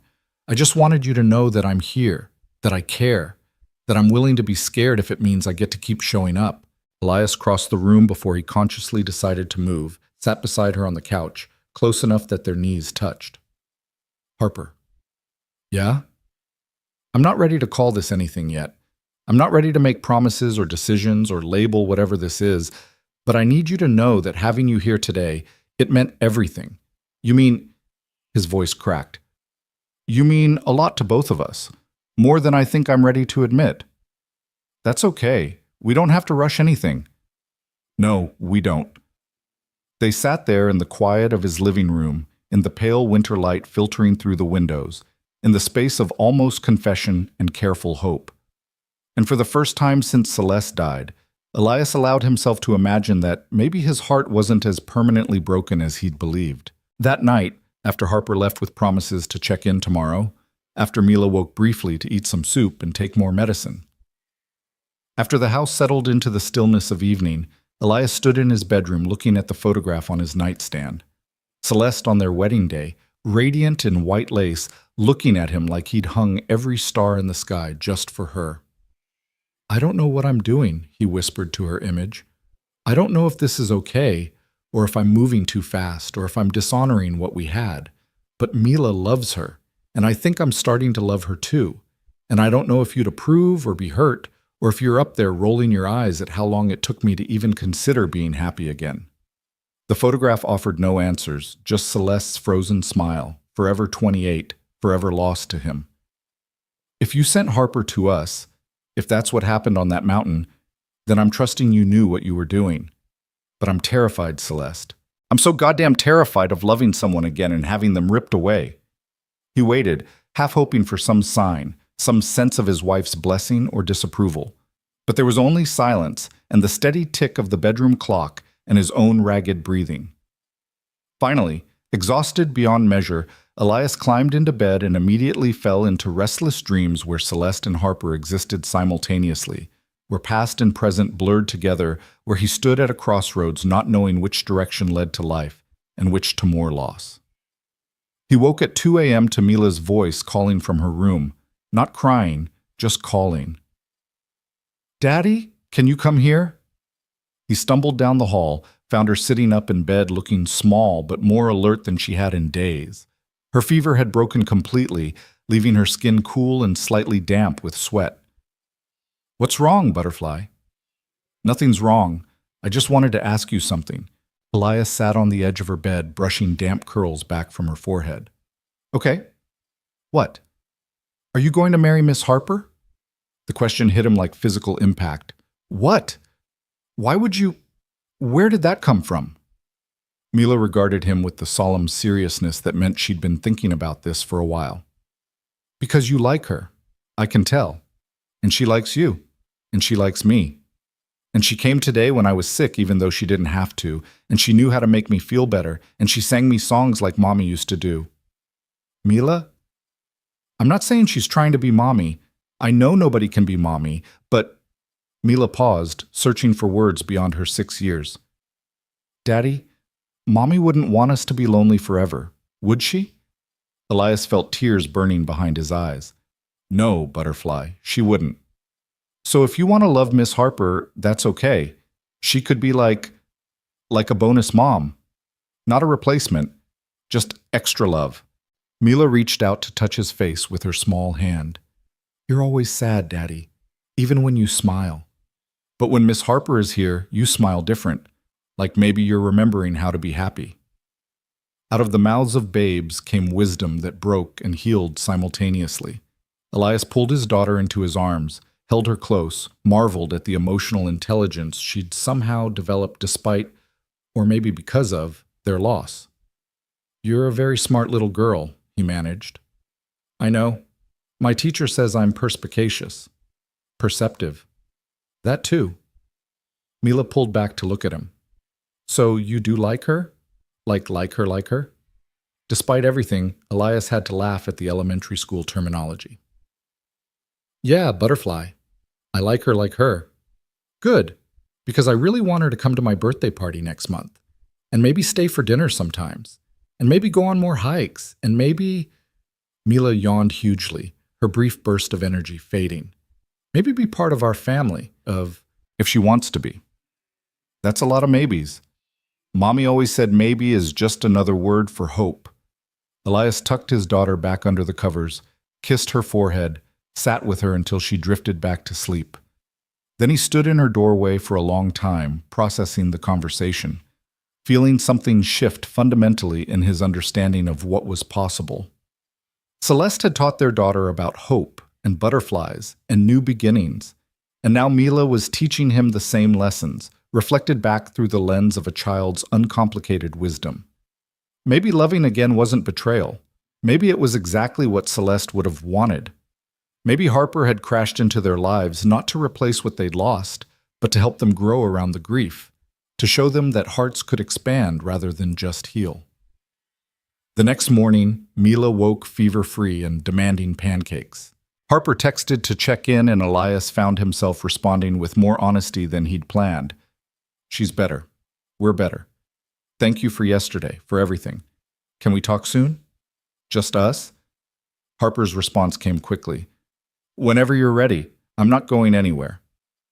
And for the first time in 2 years, Elias believed that might actually be true, that someone might stay, that he might get to keep this fragile, precious thing that was building between them. That night, after Mila was in bed and the house was quiet, Elias pulled out his phone and stared at Harper's contact information. His finger hovered over the call button for a full minute before he finally pressed it. She answered on the second ring. "Hey, everything okay? Yeah, I needed to hear your voice. Is that weird?" "No." Her tone softened. "Not weird at all." "Mila asked me something last night, after you left." "Okay?" "She asked if I was going to marry you." The silence on the other end was absolute. Then Harper laughed, but it sounded shaky. Wow, that's a pretty direct question from a 6-year-old. "She's perceptive. She said she can tell I like you, that you make me smile differently, that Celeste wouldn't want us to be lonely forever." Elias paused, gathering courage. "She called you a bonus mom, not a replacement, just extra love." "Elias," Harper's voice was thick with emotion. I don't know what to say." "You don't have to say anything. I'm just telling you because I think she's right, about all of it. I am lonely. I do like you, more than like you, if I'm being honest. And the truth is I'm falling for you, Harper. It terrifies me, but I can't keep pretending it's not happening." "I'm falling for you too," Harper whispered. "I've been trying not to, trying to keep appropriate distance. But it's impossible when you're you and Mila is Mila, and every time I'm with you both I feel like I'm finally home. So what do we do about it?" "I don't know. Take it slow? Keep showing up? See where this goes without forcing it into something it's not ready to be?" "I can do that, I think." "We both can." Harper paused. "Elias, thank you for telling me, for being honest, for not running away from something that scares you. Thank you for staying, even though I've given you about 1,000 reasons to keep your distance. There's nowhere else I'd rather be." They talked for another hour, about nothing and everything, about fears and hopes, about the strange path that had led them here. And when Elias finally ended the call and climbed into bed, he slept more peacefully than he had in months. In her apartment across town, Harper stared at her phone screen with tears running down her face, unable to quite believe that she'd been given this second chance at life and family and love. She'd gone up a mountain alone 3 months ago, planning to capture a sunrise. Instead, she'd found everything. The weeks that followed their late-night phone conversation carried a different energy, something both lighter and more weighted with possibility. Elias and Harper moved through their days with the careful awareness of people who'd acknowledged feelings but hadn't yet decided what to build with them. They still went on weekend hikes, but now their hands would brush and linger instead of pulling quickly apart. They still had dinners at Elias's house, but Harper stayed later, helped with bedtime routines, sat beside him on the couch in comfortable silence after Mila fell asleep. They texted throughout the day. Nothing profound, just the small observations and shared jokes that people who were becoming essential to each other exchanged. March arrived with the kind of spring weather Oregon was famous for. Rain mixed with sudden bursts of sunshine, the world turning impossibly green overnight. Mila's birthday approached, and she talked about it constantly, listing and relisting who she wanted to invite, what kind of cake she wanted, what theme would be best. Purple butterflies, she declared one morning over breakfast. Everything has to be purple butterflies. That's very specific, Elias said, hiding his smile behind his coffee mug. It's perfect. Purple is the best color, and butterflies mean new beginnings and hope. Miss Harper told me that. Miss Harper is very wise. Is she coming to my party? She has to come to my party, Daddy. It won't be right without her. I already invited her, Butterfly. She wouldn't miss it. Mila's face lit up with satisfaction. Good, because I have a special surprise planned, and she needs to be there for it. What kind of surprise? If I told you, it wouldn't be a surprise. Mila gave him a look of such profound exasperation that he had to laugh. The party was scheduled for the Saturday closest to her actual birthday, March 22nd, the first day of spring. Appropriate, Elias thought, for a child whose mother had named her after butterflies and who seemed to carry sunshine wherever she went despite the grief she'd endured. The week before the party, Elias found himself uncharacteristically nervous. He'd been thinking about something for weeks now, an idea that terrified and thrilled him in equal measure. He'd talked himself into it and out of it dozens of times. But watching Mila's excitement about her birthday, watching how naturally she included Harper in all her plans, he felt certainty settling over him. It was time. On Thursday evening, after Mila was in bed, Elias drove to the one place that might help him make sense of what he was feeling. The trail to Celeste's memorial tree was familiar, even in darkness, the path illuminated by the moon and his own muscle memory. He'd been coming here alone lately, when Mila was at school or sleeping over at a friend's house, needing to process things without his daughter's watchful eyes. The lightning-struck cedar loomed against the night sky, Celeste's bronze plaque catching moonlight. Elias sat with his back against the rough bark, in the exact spot where he'd scattered her ashes 3 years ago, and spoke to the darkness. "I'm going to ask Harper to marry me," he said quietly. "Not right away. I know that would be too fast, too much. But I want to tell her how I feel, really tell her, without holding back, and I need to know if you're okay with that." The forest offered its usual sounds, wind through branches, the distant call of an owl, the rustle of small creatures moving through underbrush. No dramatic signs, no cosmic revelations, just the steady patience of nature continuing regardless of human heartbreak. "Mila thinks you sent Harper to us," Elias continued. "She says you wouldn't want us lonely forever. And maybe she's right. Maybe you did orchestrate the whole thing, the timing, the trail, the exact moment when we'd find her. It would be like you to be that subtle and that effective simultaneously." He closed his eyes, remembering his wife's face, her voice, the particular way she'd had of seeing connections and possibilities that others missed. "I loved you so much, Celeste. I still love you. That's not going to change.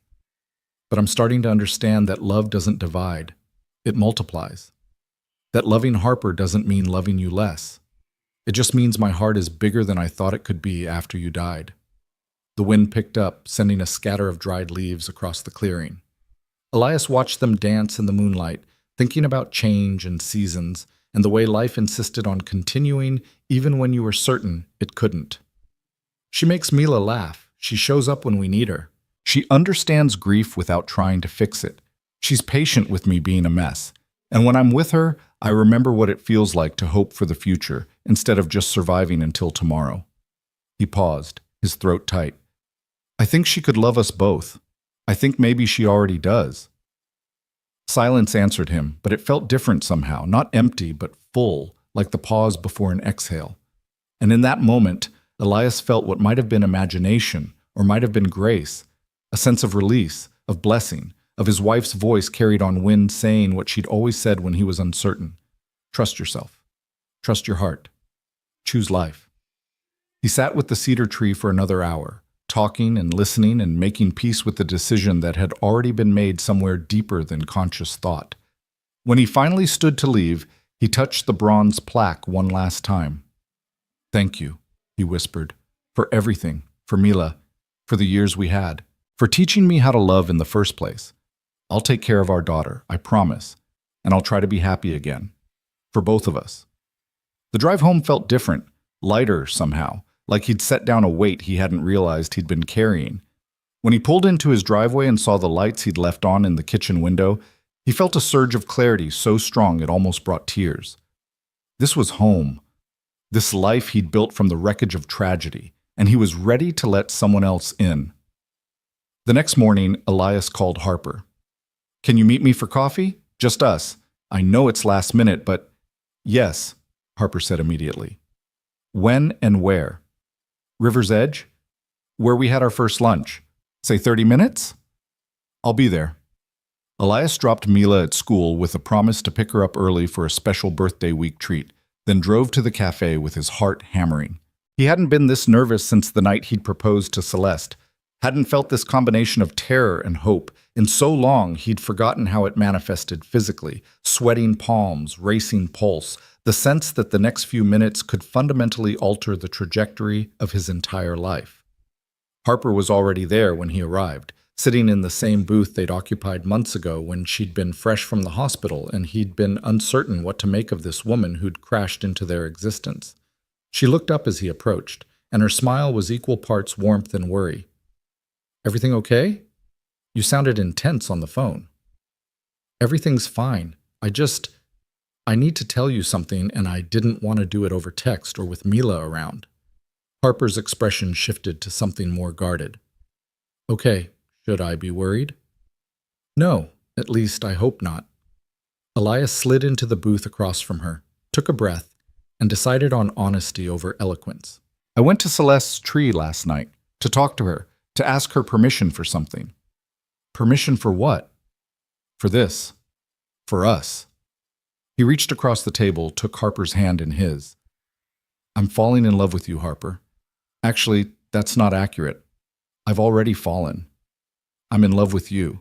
And I know that's terrifying and complicated and maybe too fast, but it's true. You make me want to hope again. You make Mila smile in ways she hasn't smiled since her mother died. You fit into our broken family like you were always meant to be there. Harper's eyes filled with tears, but she didn't pull her hand away. Elias, let me finish, please. He tightened his grip slightly. I'm not asking for anything you're not ready to give. I'm not proposing marriage or expecting you to move in or demanding any kind of timeline. I'm just telling you what I feel because I can't keep pretending I don't.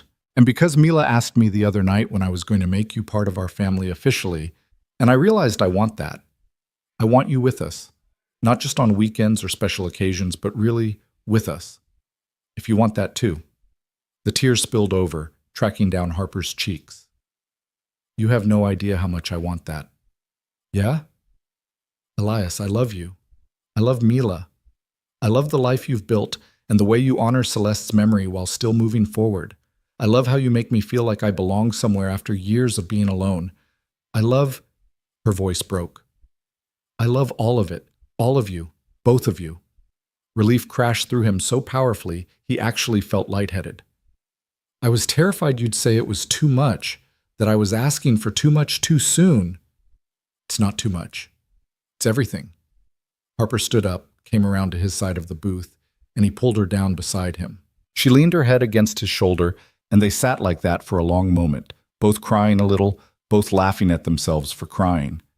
I have something for you, Elias said finally. Well, Mila and I have something for you, for her birthday party tomorrow, but I wanted to give you context first so it doesn't blindside you. Context for what? Just trust me, and know that whatever happens tomorrow, it comes from both of us. It's not just me deciding things. Mila is completely on board. Actually, it was partially her idea. Harper pulled back to look at him suspiciously. You're being very mysterious. Good mysterious or bad mysterious? I'll let you know tomorrow. They stayed at the cafe for another hour, talking about everything and nothing, holding hands across the table like teenagers, grinning at each other like fools. When they finally left, Elias kissed her in the parking lot. A real kiss, not the careful pecks they'd exchanged before, but something deep and certain and full of promise. I'll see you tomorrow, he said against her lips. Noon. Prepare yourself for extreme birthday chaos. I can handle chaos. Can you handle 7 6-year-olds hopped up on cake and excited about a butterfly theme? That sounds terrifying. It is, but we'll survive it together. The next day dawned clear and warm, the kind of perfect spring day that seemed ordered specifically for celebrations. Elias woke early, helped Mila wrap the last of her party favors, hung purple streamers throughout the house, and tried not to obsess over the small purple-wrapped box hidden in his dresser drawer. The party guests arrived in a chaos of children and presents and excited chatter. Mila held court in her birthday dress, purple, obviously, with butterflies embroidered along the hem, accepting gifts and hugs with the grace of someone who'd learned early how precious celebrations were. Harper showed up right at noon, carrying an elaborately wrapped present and wearing a purple shirt that made Mila shriek with delight. You matched the theme! Daddy, look! Miss Harper matched! I see that, Butterfly, very coordinated. Harper caught his eye over Mila's head, and the look they shared was full of unspoken warmth. She mouthed, I love you, and his heart did something complicated in his chest. The party proceeded with the organized chaos of child birthday celebrations, games in the backyard, pizza devoured with startling speed, presents opened with varying degrees of patience and decorum. Mila's friends from school seemed to accept Harper's presence without question, asking her to take pictures and help with party games as if she'd always been part of the family. When it came time for cake, purple frosting, butterfly decorations, 7 candles for luck, everyone gathered around singing while Mila made her wish with eyes squeezed shut in absolute concentration.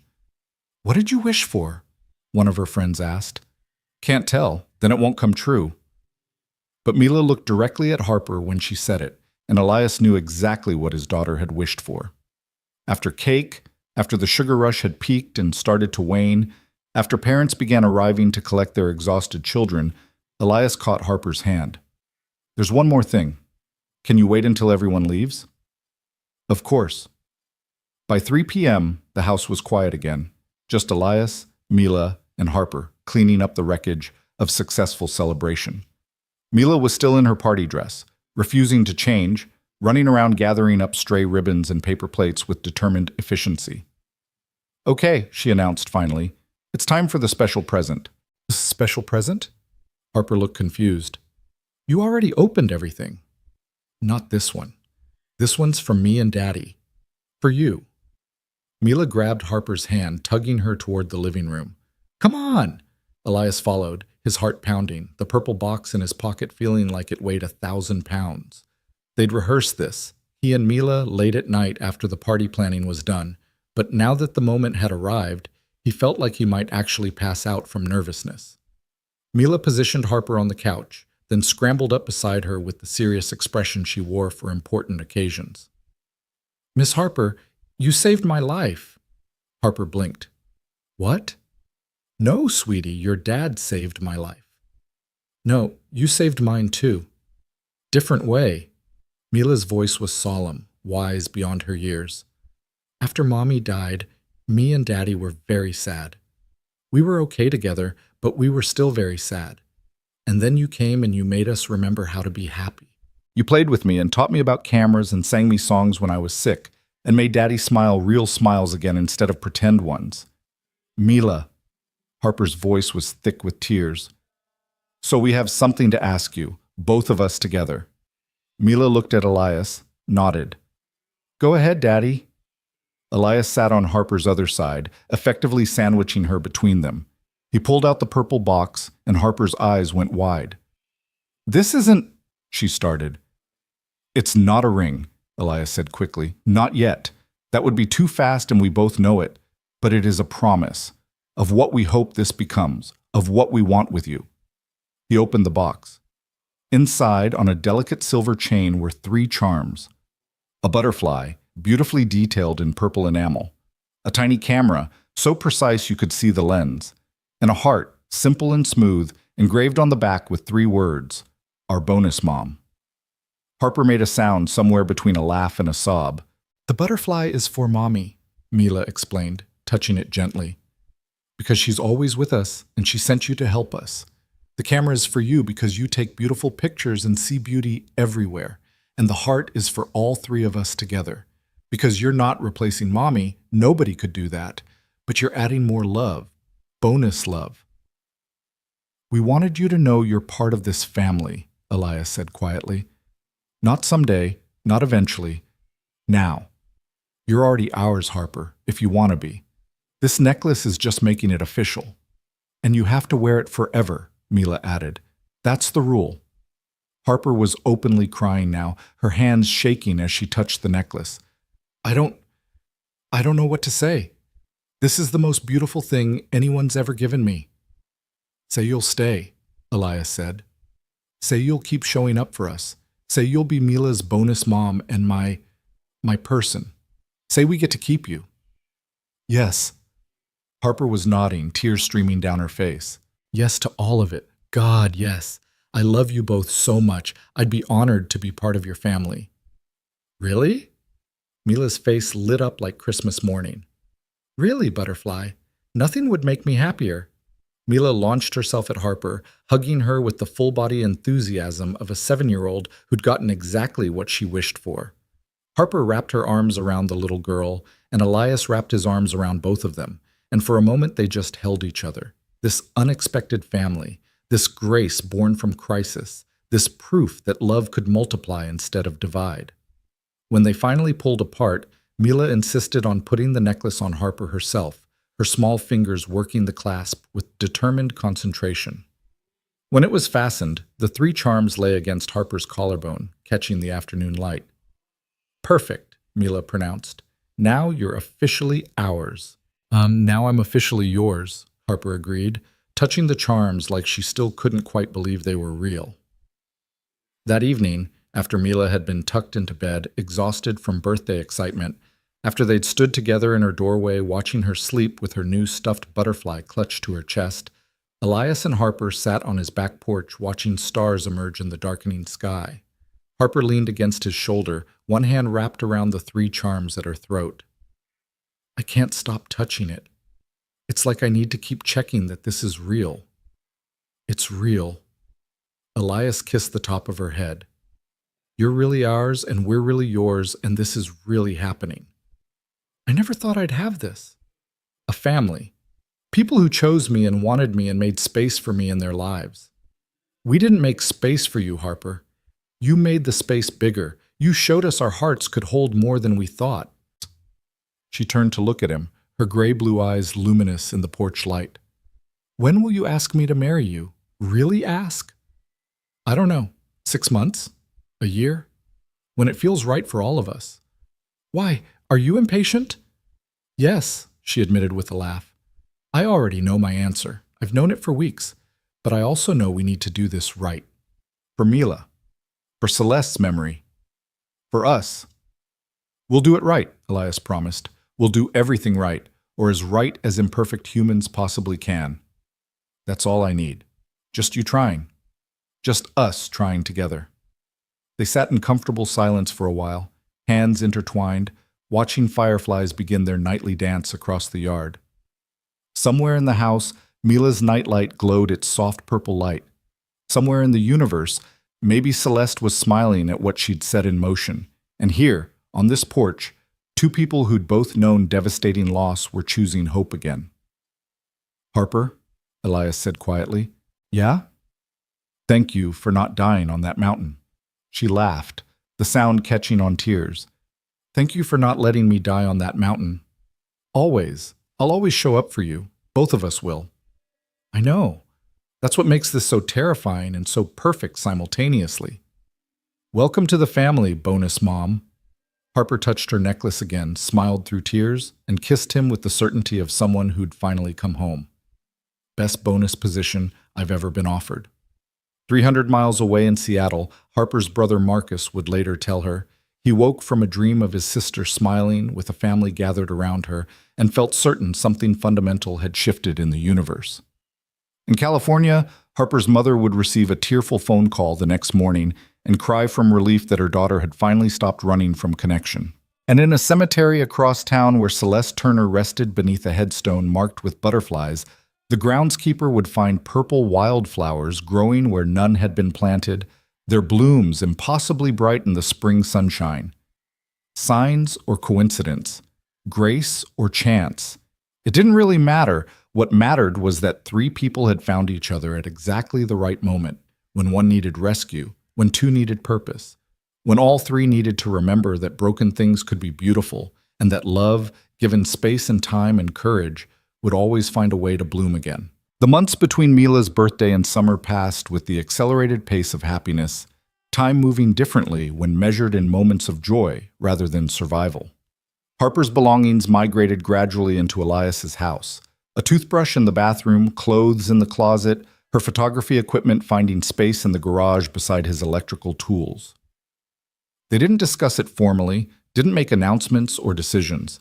It just happened organically, the way natural things do when they're right. By June, Harper was spending most nights there, waking to Mila climbing into bed between them on weekend mornings, helping pack school lunches, attending parent-teacher conferences as naturally as if she'd always been part of the equation. The neighborhood accepted her presence without question, and Mila's school friends started calling her Miss Harper, who's basically Mila's mom, in that matter-of-fact way children had of stating truth without complication. But there was one place Harper hadn't been yet. One journey Elias and Mila still made alone once a month, on the third Saturday, to the lightning-struck cedar where Celeste's ashes had been scattered. Until August. It was Mila who brought it up first, sitting at the breakfast table on a Wednesday morning, swinging her legs and eating cereal with the deliberate slowness of someone working up courage to say something difficult. "Daddy, this Saturday when we go visit Mommy's tree, can Harper come with us?" Elias paused mid-sip of coffee, caught completely off guard. Harper, pouring orange juice, went very still. "You want Harper to come to the memorial?" Elias asked carefully. "Yeah, I think it's time. We've been a family for months now, and Mommy should get to meet her properly. I mean, I know Mommy already knows about her because Mommy's in heaven and can see everything, but we should still bring Harper, so she knows she's really part of all of us, including the mommy parts." The logic was so pure, so uncomplicated by adult anxiety, that Elias felt tears prick his eyes. He looked at Harper, saw the emotions playing across her face, hope and fear and uncertainty and longing all tangled together. "What do you think?" he asked her. "No pressure. If you're not ready—" "I'm ready," Harper said quietly. "If you're ready. It's your sacred space, Elias, yours and Mila's. I don't want to intrude." "You're not intruding if we're inviting you." Mila said this with absolute certainty. "Right, Daddy?" "Right, Butterfly." Elias reached across the table, took Harper's hand. "We'd like you to come. Both of us. It feels like the right time." So on Saturday morning, the three of them drove to Cascade Meadows Trail together. It was almost a year since the morning they'd found Harper bleeding and broken, and the symmetry of returning to this place as a family felt intentional, cosmic somehow. They hiked in companionable quiet, Mila occasionally running ahead to investigate interesting rocks or flowers, then circling back to them like a small satellite maintaining orbit. The trail was just as Elias remembered: the Douglas firs, the scent of earth and pine, the gradual climb that made his thighs burn with exertion. When they reached the spot where they'd found Harper, all three of them stopped without discussing it. The forest looked peaceful, innocent, showing no signs of the crisis that had unfolded here. But Harper stood very still, one hand unconsciously touching her shoulder where the scar lay hidden beneath her shirt. "You okay?" Elias asked quietly. "Yeah. Just strange being back here, remembering." She looked around the area, seeing it now with healthy eyes instead of through the haze of shock and blood loss. "I was so sure I was going to die right there, and then you appeared like some kind of miracle." "You were the miracle," Mila said seriously. "That's what Daddy told me later, That sometimes miracles look like scary things first before you understand they're actually blessings. When did I get so wise? Elias murmured. You've always been wise, Daddy. You just forget sometimes. They continued up the trail, and Elias felt his chest tightening the way it always did when they approached the cedar. But this time, the feeling was different. Still grief, still reverence, but mixed with something new. Something like peace. The lightning-struck cedar came into view, its twisted trunk and reaching branches as familiar as his own heartbeat. The bronze plaque gleamed in dappled sunlight, Celeste's name and dates marking time that felt simultaneously like yesterday and eternity ago.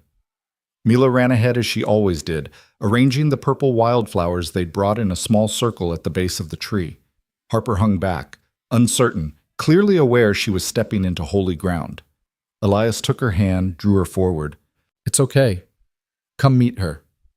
They approached together, and Elias placed his free hand on the tree trunk, feeling the rough bark beneath his palm, the solid reality of it anchoring him to this moment. Celeste, this is Harper Lane, he said quietly. Harper, this is Celeste. My wife, Mila's mother, the love of my life, and the reason we're standing here today. Harper's eyes filled with tears, but she stepped closer, placed her own hand on the tree beside his. Hi, Celeste. Thank you for loving them so well, for teaching Mila to be brave and kind, for giving Elias the capacity to love even after losing you, for... Her voice broke. For somehow making sure they found me when I needed saving. I promise I'll honor your place. I promise I'll love them with everything I have. I promise I'll help Mila remember you and know how special you were. Mila came to stand between them, one small hand on each of their arms. Mommy, this is my bonus mom. She's not replacing you because nobody could ever do that. But she loves us, and we love her, and she makes good pancakes almost as good as yours, and she sings me songs when I'm sad, and she's going to marry Daddy someday. I think you'd really like her.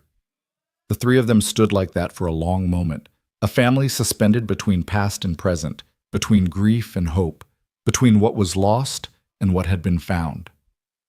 And in the silence of the forest, with the August sun filtering through the branches and the sound of birdsong filling the air, Elias felt something shift. Not letting go of Celeste, never that, but making room beside his love for her to hold his love for Harper as well. Expanding rather than replacing, adding rather than substituting. I think we should do it here, Elias said suddenly. Harper looked at him, confused. Do what here? Get married. Not today. I don't have a ring yet, and you deserve a proper proposal. But when we do get married, I want it to be here, in this meadow, with Celeste as witness. So she knows she's still part of us. Still honored, still loved. Are you sure? Harper's voice was barely a whisper. That's such a personal space. Your space with her. It was my space with her. Now it's our space, all of us. He looked down at Mila. What do you think, Butterfly? Should we get married here? Mila's face transformed with joy. Yes, that's perfect. Then Mommy can be there even though she's in heaven, and we can have purple flowers everywhere and butterflies, and it'll be like two families becoming one family. Harper was crying openly now, but she was also smiling.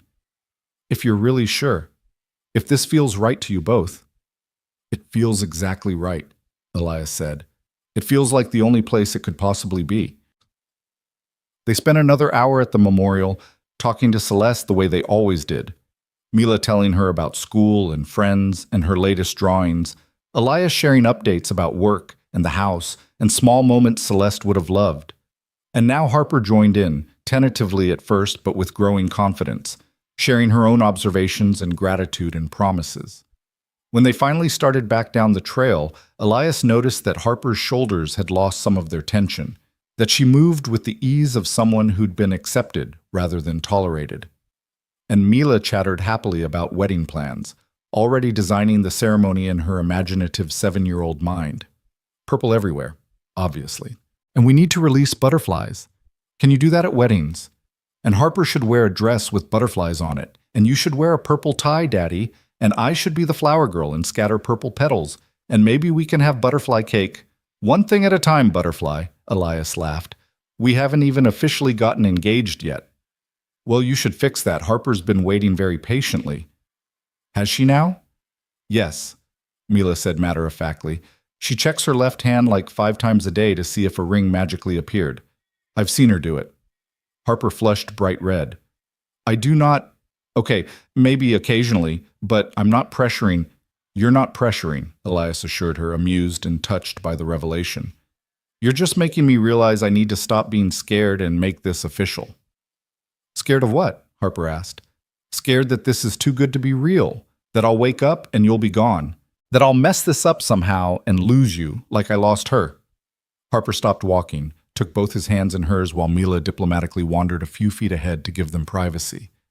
Elias, listen to me. I'm not going anywhere. I'm not Celeste. I'll never be Celeste, and I'm not trying to be, but I'm here. I'm real. I'm choosing you and Mila every single day.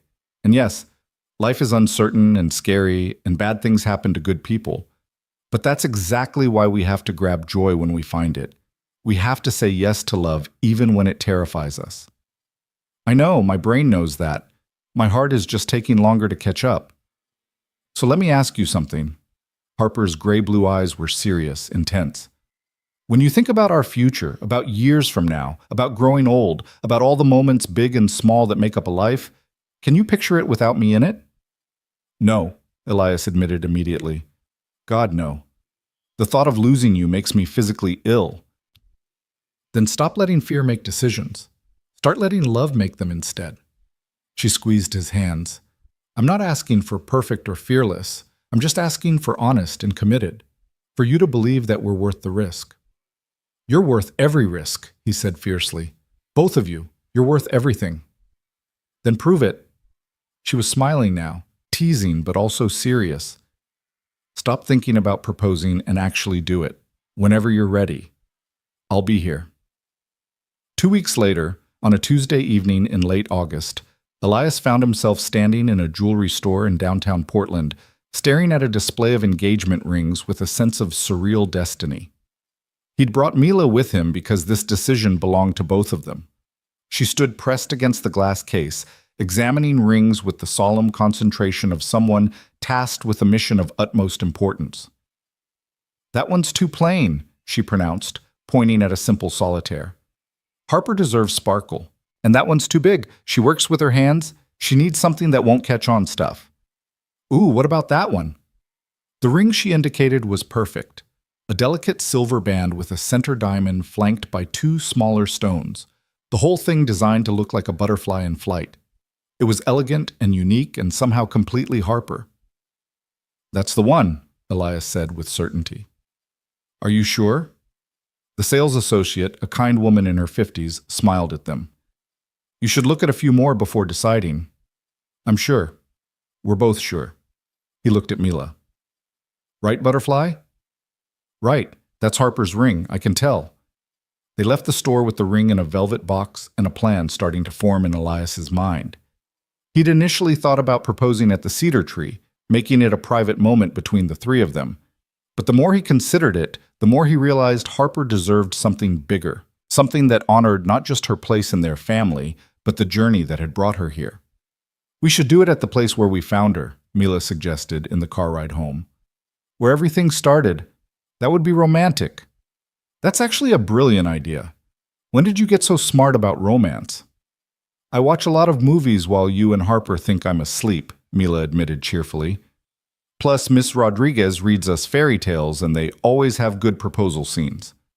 Noted, we're monitoring your movie watching more carefully. Too late. I already know all the good stuff.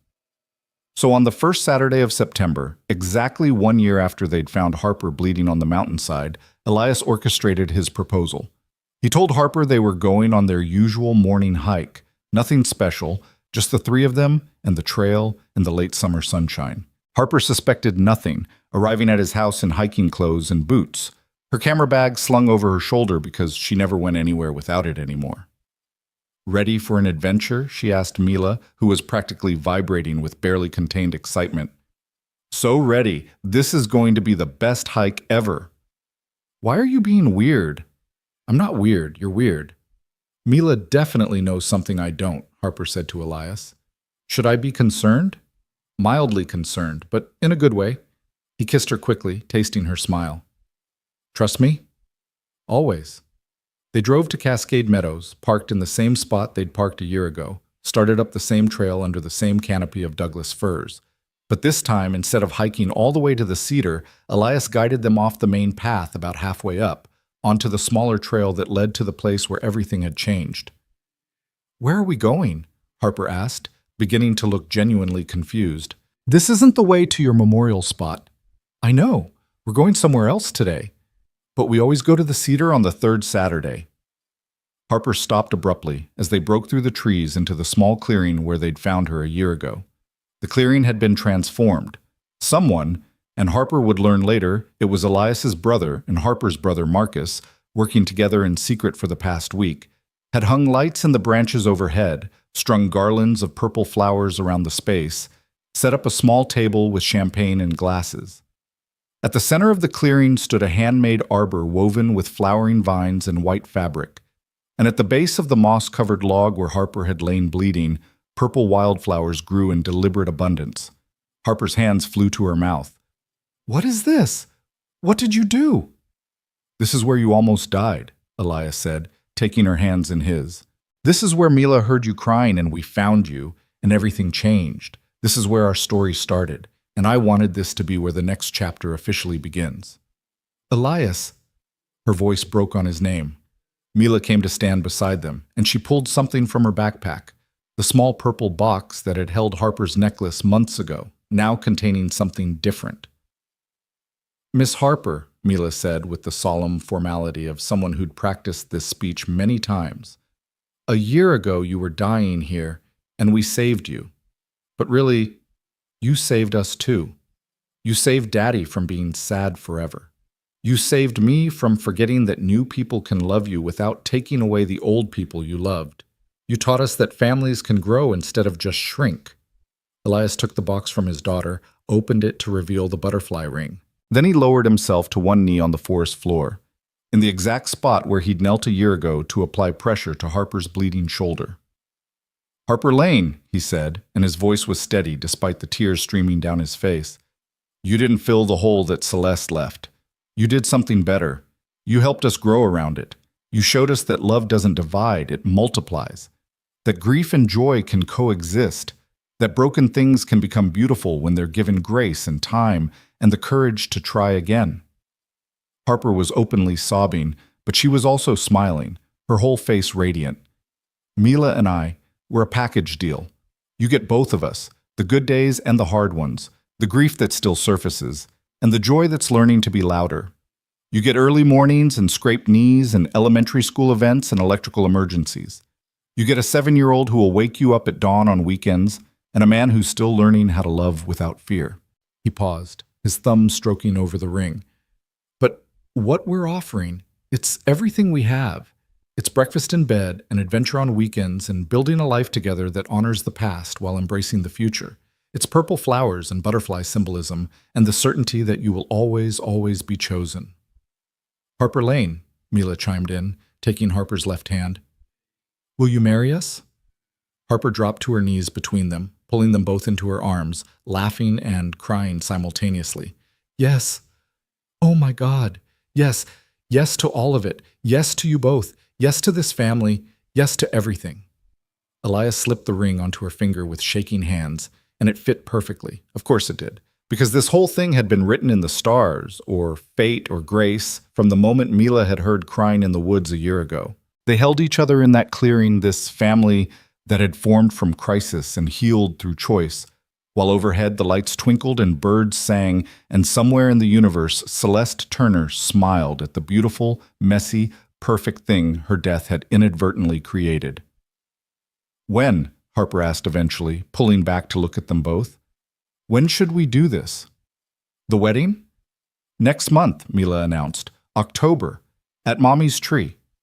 We already planned it. You already... Without asking me? We knew you'd say yes, Elias said, not quite apologetically. Mila's been designing the ceremony for months. We have an officiant lined up. Harper's brother Marcus agreed to do it after getting certified online. My brother's handling logistics. Your mom is flying in from California. The guest list is small, just family and close friends. And the whole thing is happening at the cedar clearing because that's where all our worlds meet. You're very presumptuous, Harper said, but she was grinning. Did we presume wrong? No, you presumed exactly right. I'd marry you tomorrow if we could. Let's not wait that long, but let's not rush it either. Let's do this intentionally. Let's make it meaningful. Elias kissed her, and it tasted like salt and joy and promise. October 15th, the anniversary of the day we found you, but this time, instead of saving a life, we'll be starting one, together. That's perfect, Harper whispered. That's so perfect, I can't even stand it. They spent another hour in the clearing, drinking champagne, sparkling cider for Mila, and talking about the future with the giddy excitement of people who'd been given an unexpected gift. Then they hiked up to the cedar clearing so Harper could tell Celeste the news properly, all three of them standing before the bronze plaque with linked hands. We're getting married here, Harper said to the tree, to the memory, to the woman who'd made all this possible. Next month. And I'm terrified and grateful and so incredibly honored that you're letting me love them. I promise I'll never try to erase you. I promise they'll always know how special you were. I promise I'll help them grieve you and celebrate you and keep your memory alive. She knows, Mila said with absolute certainty. I can feel it. She's happy for us. How can you tell? Harper asked. Because look, Mila pointed upward, and they all tilted their heads back to see a monarch butterfly floating through the clearing, its orange and black wings catching sunlight as it spiraled gracefully above them before landing on the bronze plaque. They watched it rest there for a long moment, impossibly perfect, impossibly timed, before it lifted off again and disappeared into the trees. See, Mila said, Mommy sent a butterfly. That means blessings and new beginnings. Or it's just a butterfly, Elias said, but his voice was full of wonder. Can it be both? Harper asked, and he had to admit she was right. The next 6 weeks passed in a blur of wedding planning condensed into an impossibly tight timeline. Harper's mother arrived from California and immediately bonded with Mila over their shared love of butterflies and purple things. Marcus flew in from Seattle and spent hours with Elias's brother setting up the cedar clearing, hanging lights, building a pathway of smooth stones for Harper to walk down. The guest list stayed deliberately small, 15 people total, all of whom had played meaningful roles in bringing this family together. Harper's physical therapist, who'd helped her recover from the mountain. Dr. Chen, her trauma therapist, who'd guided her through processing what happened. A few of Elias's electrical crew who'd covered his shifts during the hardest days. Mila's teacher, Miss Bis Rodriguez, who'd watched this family evolve all school year. And Harper's best friend from college who'd flown in from New York crying with joy that Harper had finally let someone in. The morning of October 15th dawned cool and clear, the kind of perfect autumn day that seemed too beautiful to be real. Elias woke early, found Mila already awake and dressed in her flower girl dress, purple silk with embroidered butterflies, her dark curls crowned with a wreath of wildflowers. Is it time? She asked breathlessly. Is it finally time? Almost, butterfly. Just a few more hours. I'm so excited I might actually explode. Is that medically possible? We'll try to prevent it. Harper was getting ready at her apartment with her mother and best friend, following the tradition of not seeing the groom before the ceremony. But she texted Elias a photo of her necklace, the one with 3 charms he and Mila had given her for Mila's birthday, laid out on her dress. Wearing this today. All 3 of you with me. He texted back, perfect. See you at the altar. I love you. I love you too, both of you. By noon, everyone had gathered in the meadow near the lightning-struck cedar. White chairs arranged in a small semicircle. The handmade arbor decorated with purple flowers and white fabric, and thousands of tiny lights that would glow when evening came. A sound system playing soft instrumental music. And at the center of it all, Celeste's bronze plaque surrounded by purple wildflowers, witnessing everything. Elias stood under the arbor with Marcus, who looked official and slightly nervous in his role as officiant. Mila stood beside her father, gripping her basket of purple petals, looking more grown-up than 7 should allow. You okay, Daddy? She whispered. I'm perfect, butterfly. Today is perfect. The music changed, everyone stood, and Harper emerged from the tree line on her mother's arm, and Elias forgot how to breathe. She wore a simple dress, ivory with delicate lace sleeves, flowing and natural and completely her. Her dark hair was down, woven with small white flowers. The three-charm necklace gleamed at her throat, and her face, her beautiful face, was lit with such pure joy that Elias felt his heart crack open with the enormity of what he felt for her. As Harper walked toward him, Mila scattered purple petals along the path, creating a river of color for her bonus mom to walk on. When Harper reached the arbor, her mother kissed her cheek and placed Harper's hand in Elias's, completing the circle. "Hi," Harper whispered, tears already streaming. "Hi," Elias whispered back. "You're stunning. You're not so bad yourself." Marcus cleared his throat, and the ceremony began. He spoke about love and loss and second chances, about families that are built rather than born, about the grace of showing up when someone needs saving and the courage of letting yourself be saved. Then it was time for vows. Elias went first, his voice steady despite the emotion threatening to overwhelm him. "Harper, a year ago you stumbled into our lives bleeding and broken, and I thought we were just doing the right thing by helping you. I had no idea you were going to help us even more. You taught Mila that love multiplies instead of divides. You taught me that my heart was bigger than I thought.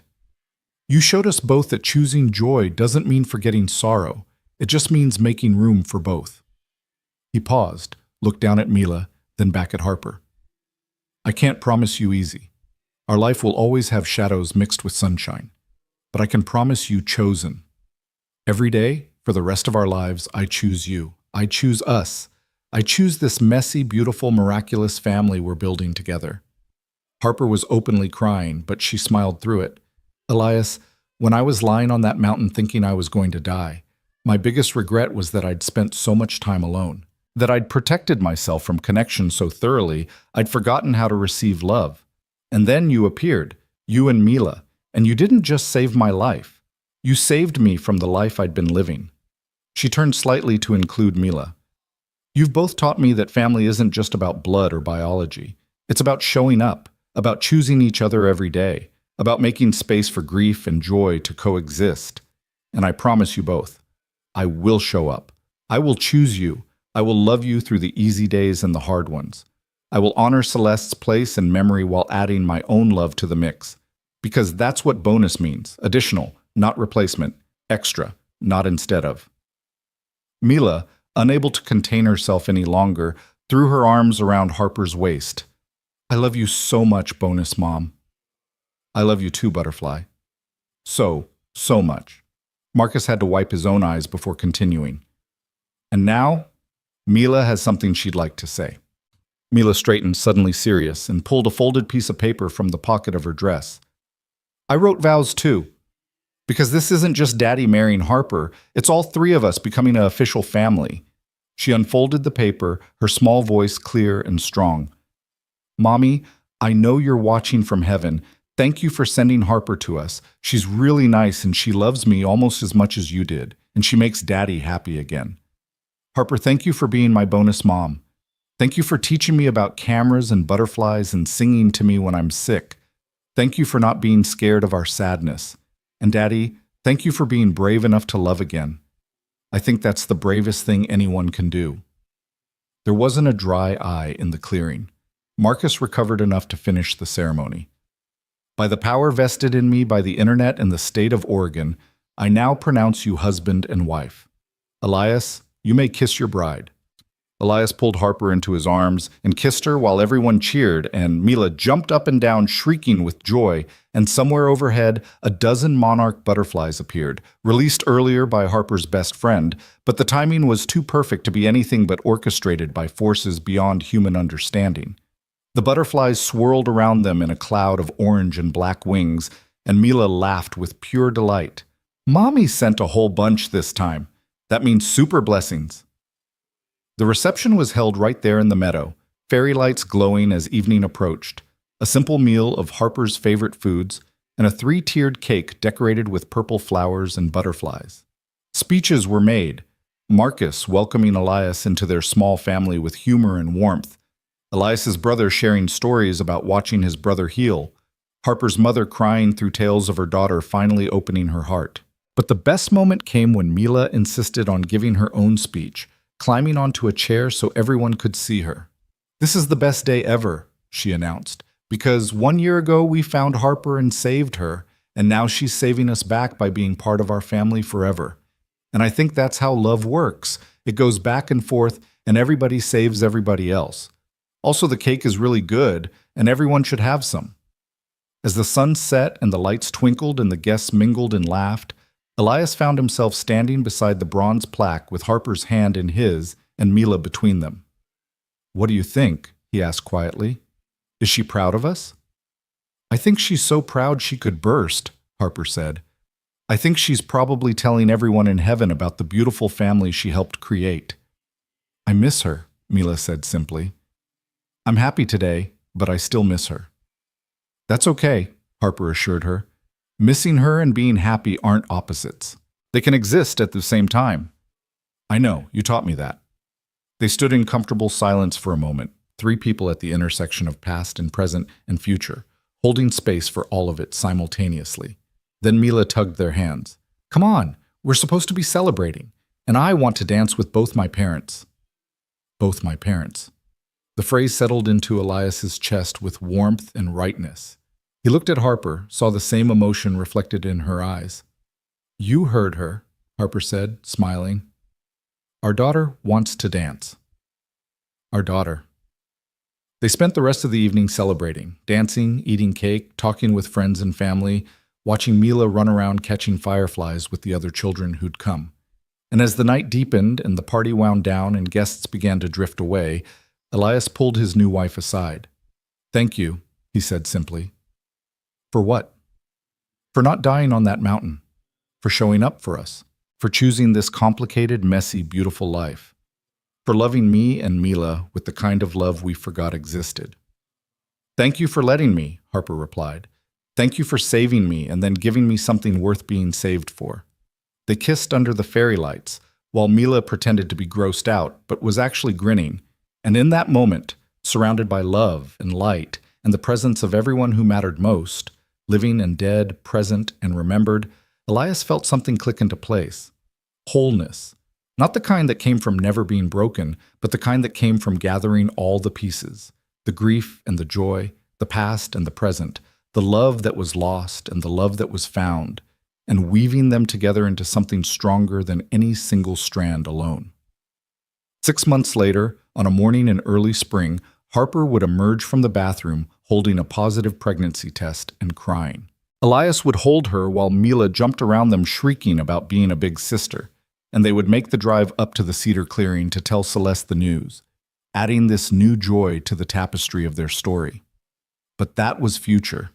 Tonight was present. Tonight was the three of them driving home together, Mila asleep in the back seat clutching her basket of purple petals, Harper's head on Elias's shoulder, wedding rings glinting in the dashboard light. "We did it," Harper murmured. "We actually did it." "We did, and we're going to keep doing it every day for the rest of our lives." "Good, because I have no interest in doing anything else." When they got home, they carried Mila upstairs together and tucked her into bed without waking her.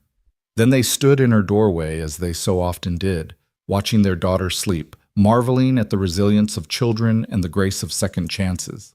The house was quiet around them. Their house now, all three of them, officially and completely. And on the wall of photographs, Celeste's images hung beside newer ones, Harper's photos of butterflies and mountains, candid shots of their growing family, evidence of love that multiplied instead of divided. That night, Elias dreamed of Celeste for the first time in months. In the dream, she stood in the meadow by the cedar tree, young and healthy and radiant. She smiled at him with that particular expression she'd had when she was pleased with something he'd done. "You chose well," she said.